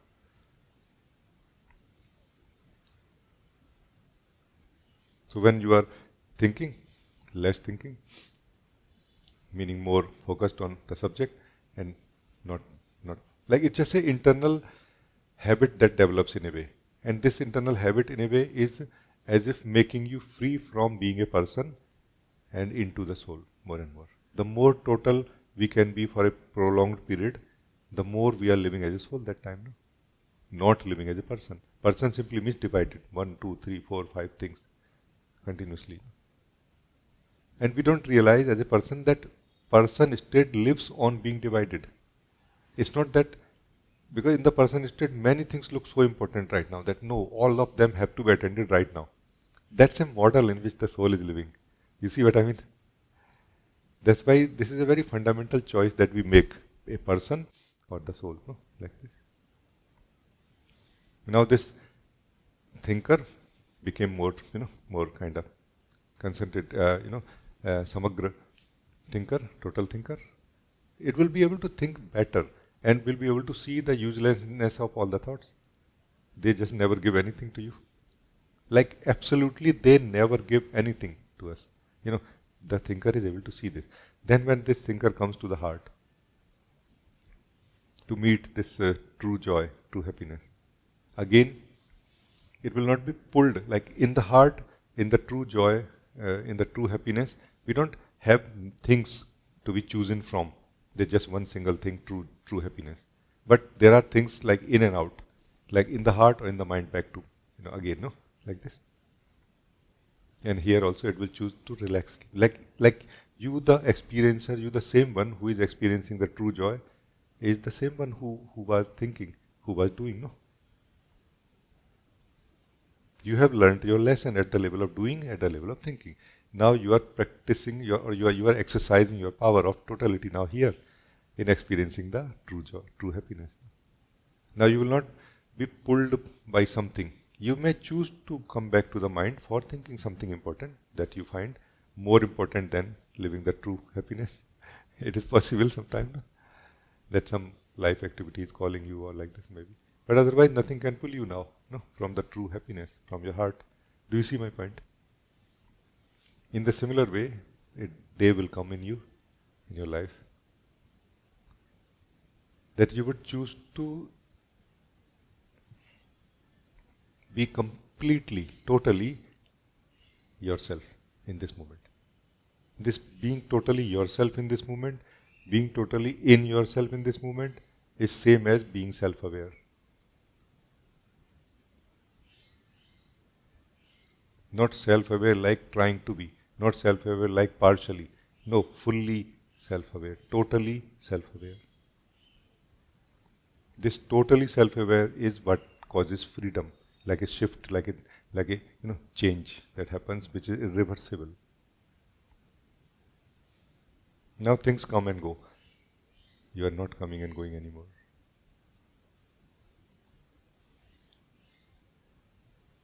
You see my point? I hope that it helps in some way. Thank you. Yes, Rajee, that's right. Just one, can I just check one thing about the last point? And that's actually the second thing I wanted to speak about also, yeah? So, so when I'm staying as the being now, disconnected from the action that has happened, now there is a true joy or, like a soft joy within the being, yes? But immediately after this event that happened, at the same time there is a heavy energy. There is an energy also which I can feel independent of the actions and things like that, yeah, in the being. Yeah. Then I realized that I am in some way now focusing more towards this soft joy, and by doing that, I'm in some ways pushing away from this a choice being made over there. I feel in some ways this person like a like say a person at the level of the being is again come into the picture at a more maybe a little bit more subtle level. Yeah, and then I found that by allowing that to be there and essentially not make a choice, that's the way in which I can live this soft joy also almost like continuously like this. Yeah. Am I able to? Am I clear? Yes, Yeah. yes. Thank you. I understand. So the thing is like this. Let us understand. Actually, this whole body-mind is a actual, existential instrument. No, like a machine, like a divine machine. No, it has that kind of processing that goes on. Like after the action, some processing takes place. Like energies are trying to adjust themselves.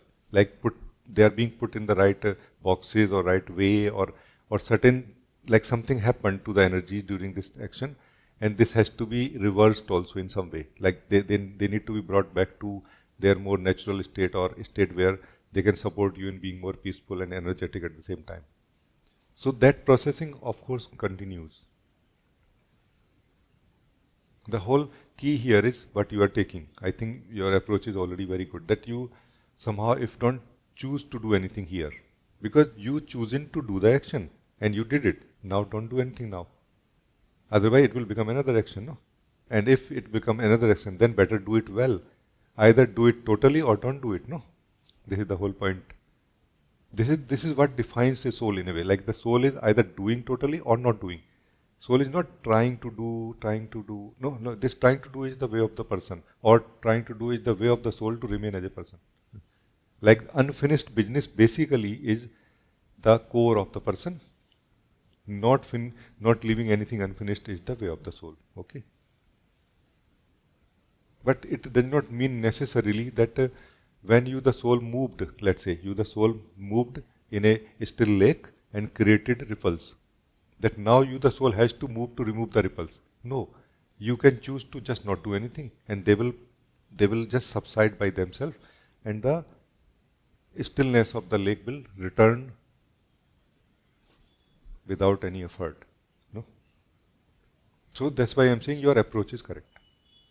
Like now post-processing can be allowed to the energies, through the very system which is in place already, which is anyway upgrading itself based on the self-awareness. The more self-knowing is taking place, the more whole system is upgrading itself. You know, because it takes instructions from you.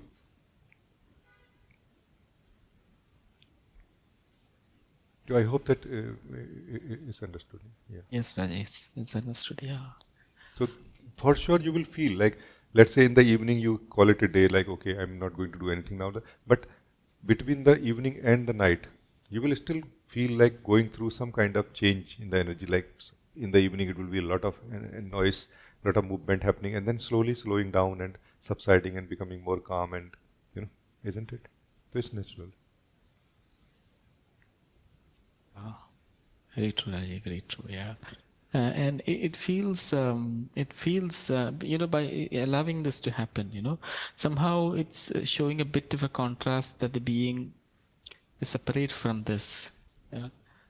And that is also not rejected, and, just, there's like a silver lining or a wrapper of joy around that also in some way, and at the same time, it's been lived very deeply also, Yes. So the thing is, in this context, very beautifully, we are very close. Like anyway, like kind of truth is very revealed here right now already, no. So I feel very excited that we can live this, no. So the thing is that the joy does not come from the energies actually. Joy comes from the being who is experiencing the joy. But the being, the soul who want to experience joy is putting conditions. It is like soul is identified with the energies, that based on the state of energies, it feels free or bound. Whenever the soul feels free, it is able to experience joy. Whenever the soul feels bound, it is not able to experience. Then it tries to change the energies. No? But in this picture, when it is allowed that energies are allowed to move the way they want to move, and then energies are allowed to calm down when they have done their job, then you, the soul, is already relatively much more free from them. When you are free from them, from the energies, you are free for yourself. No? And that's where you are calling this soft joy. Soft, happiness is felt in you continuously. Like I'm not dependent on the state of energy so much.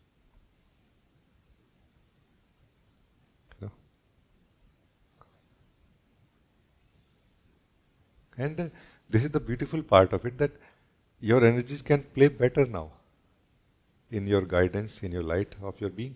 They can play better because you are not interfering, because you are not defining yourself based on the state of energies anymore. No? Like you can be really very aggressive, let's say in some negotiation, business negotiation or something, and you will still not feel that, oh, I have lost my soul or something. You know what I mean? You feel like, yeah, that's fine. It's happening at the energy level, body mind level, no? I still remain as I am.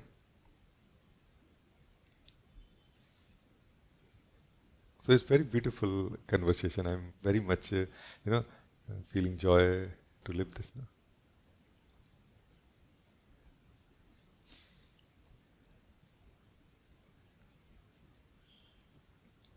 The key to reach here to this place where you are, no? What we are living is much more simple than we think. Like I clearly feel that the soul who want to wake up need to deal with the misunderstandings, not so much with the obstacles. We need to deal with the misunderstanding which are hidden like blind spots. No? Like we don't notice that there are misunderstandings.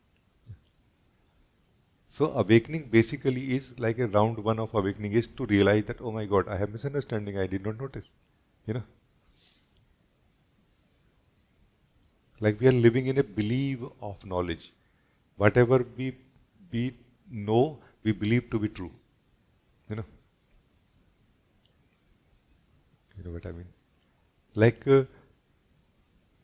if I can just share directly, a little bit just to give you a perspective of how purely life can be seen, is that what do we know truly, if we ask this? Truly means like absolutely, like there is no relative uh, applicable to it. Do we know anything absolutely? And if we don't know anything absolutely, it means everything is relative, dependent on other factors, dependent on other knowledge, isn't it? So then this whole thing is false actually, in a way.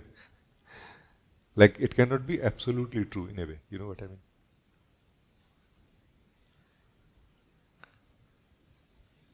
I hope that it wakes you up, it wakes some of you right now.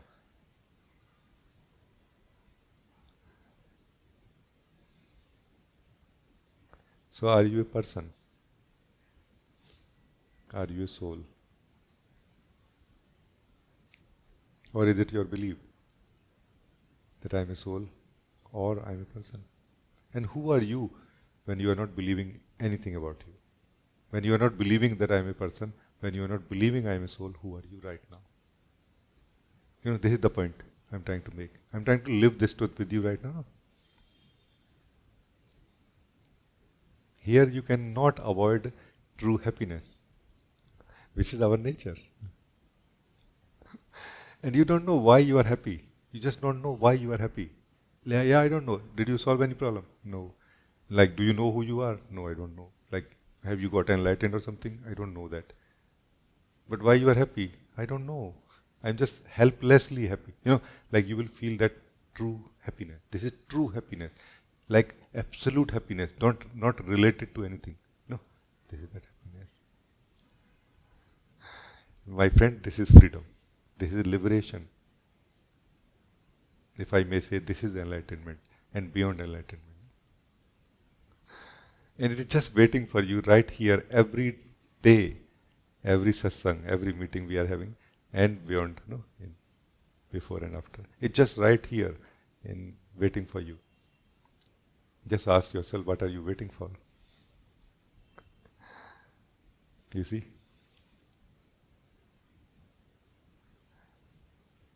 So freedom is not going to happen tomorrow. Freedom is another name for who you are, my friend.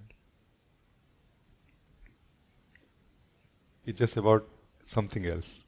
Are you free to live your freedom? Miriam, I asked you, one time, that are you free? Just like this, are you free? And you will be surprised that we are just not free somehow. We are just continuously busy in something. Especially when we have come to spirituality, we are so busy continuously. Like trying to be a better person, trying to be a better seeker, trying to be a better soul, trying to be a better presence, trying to be a better, something.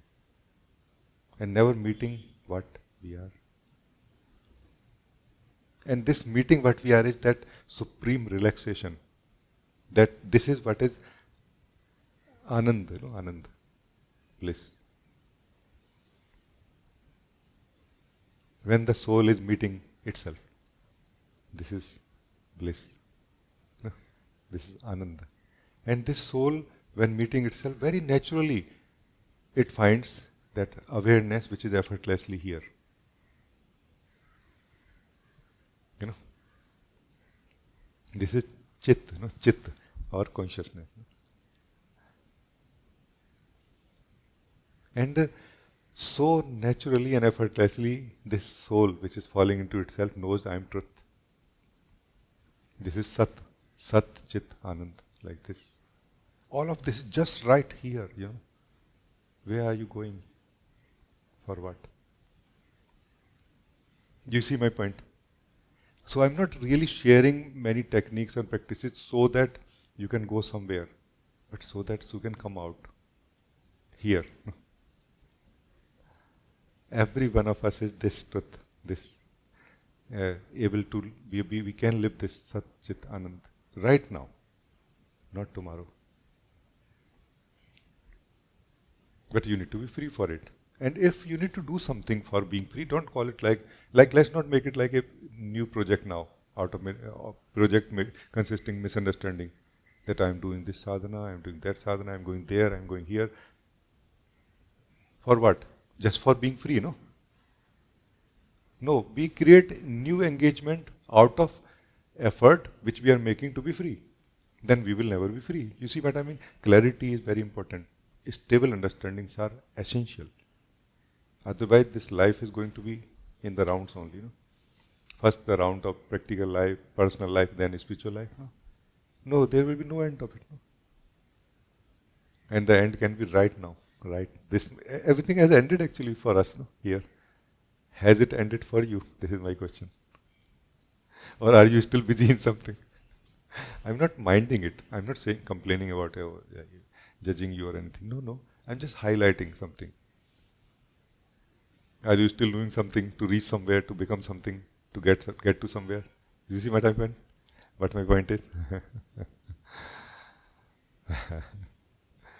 And I never say that you should not finish your journey of the dream of the soul. All the journeys of the soul is happening in its own dream. No?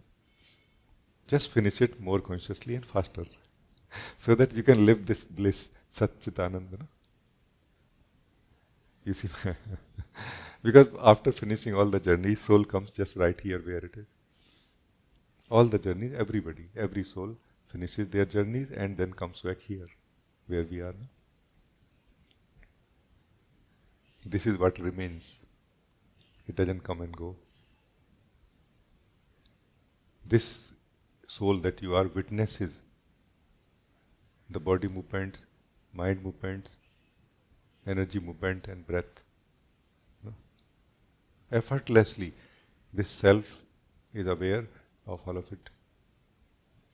And you know why we don't feel that we are aware of all of it effortlessly? Because we are mixed with some desire, some preference. If you let go of all the desire and preferences, right this moment, you will discover yourself as that self which is aware effortlessly of everything. You see? This is freedom, no? The self that you are is freedom itself already. And you are mixed with some desire, some kind of desire, some preference. You see my point? I don't know, I just felt inspired to live like this. Hope that it is fine to. Yeah. Nishan, thank you. Thank you, Rajee. Thank you so much. Because I feel sometimes truth should also be told. No?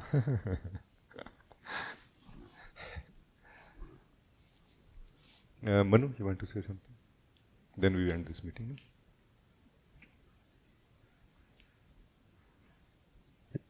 Yes, Ji. And after living this truth with you, it is not so much exactly this, but I want to still report something. And it seems that practical life is not a separate life. All events are happening just to make us more free from attachments. And if I am stuck in somewhere, And when I am feeling a hit from life, that is existence creates such environment to support our awakening, or mm, where I am stucking, it is just breaking these attachments. May you please share so that I can use everything. It is true. Uh, the thing is that we are only believing, the soul is only believing that I am a separate doer. No, not that it is true. No, the true doer is actually the soul, and beyond that the longing in the soul, and beyond that the will of God, which is manifested in the form of longing. No, you see my point? But at the individual level of body, mind, and consciousness, a sense of doer lives, a sense of thinker lives, a sense of decision maker lives. And that sense of decision maker, thinker, doer believes many things, no? And none of them is really true. You see? It is not a person's project to wake up. No. If a person says that I want to wake up, a person is saying I want to die. No. Die not physically, mentally, or emotionally. Die as not being separate self, separate doer, separate thinker, separate decision maker. No. So basically, any person saying I want to wake up is simply a lie. It can never be true. No. Only a soul can say I want to wake up. I want to wake up from what? From being a doer, thinker, decision maker. No. And then what is felt is something similar to what you are saying. That hey, this life is kind of not really separately happening. It's kind of one thing happening. Like the desire in me to wake up is supported by life events that are happening around me. No? So this individual person, doer, thinker is kind of confused. Is this event for me or against me? But the soul that you are is never confused because it is never given a choice anyway. Every hit wakes you up more towards the truth of who you are. No? It's a so simple thing because the one who is hitting you in the form of life and activities and everything is the beloved itself. No? It's the beloved itself. No? It's not hitting you. It's just calling you in a way by your name. Hey, soul, wake up. No? Like this. It is true. It's just that when we are living in the sense of doer, thinker, decision maker, that I am doing it, I am thinking, I am deciding, that this I feels like whatever events of life found to be beneficial for that which this I want to attain, then they are seen as help or good, and the others are seen as a disturbance. No? You see my point? That's why I insist that somehow everyone, if can come to the longing, we just have become free. Not that our life ends. Life actually begins now, but in the hands of the source now, in the hands of beloved now. Many things will happen, many obstacles will come on the path of this seed that this longing is, but they will be overcome together, not alone. Right now this person is alone. It has no source of energy. Its energy which it has is running out fast. Its physical level also going down. You know, like physical energy, mental energy, emotional intelligence, all of that is kind of draining out slowly as the age is growing. And it is still did not finish any desires or anything like this. You know. The true picture of the person is that person is just a mirror, like something happening, like a mirror in the mind. The one who is looking at the person is the real soul. Don't look at things, look at yourself from where you are looking. That's the way to kind of shatter the hypnosis, to break the identification, and to bring you to the truth of who you are. Like, yeah, nice, true. Truly, you are truly happy, and a natural sense of integratedness, connectedness with life is here. You don't feel doubt so much. You don't feel fear anymore. You just feel guided very naturally, internally, externally, like a one thing. No. So Manu, this is a different thing that you are talking about. This is the way of the soul to look at life. And I'm very happy that you have come to it now. This person who complains about life and its activities, but when looks inside who I am, does not find the answer. You see what I mean? Like, who are you who is suffering from these things? That I don't know, but I'm sure that I'm suffering from it and this is a problem. No, you cannot be sure about truth of other things unless you are sure about truth of who you are. No.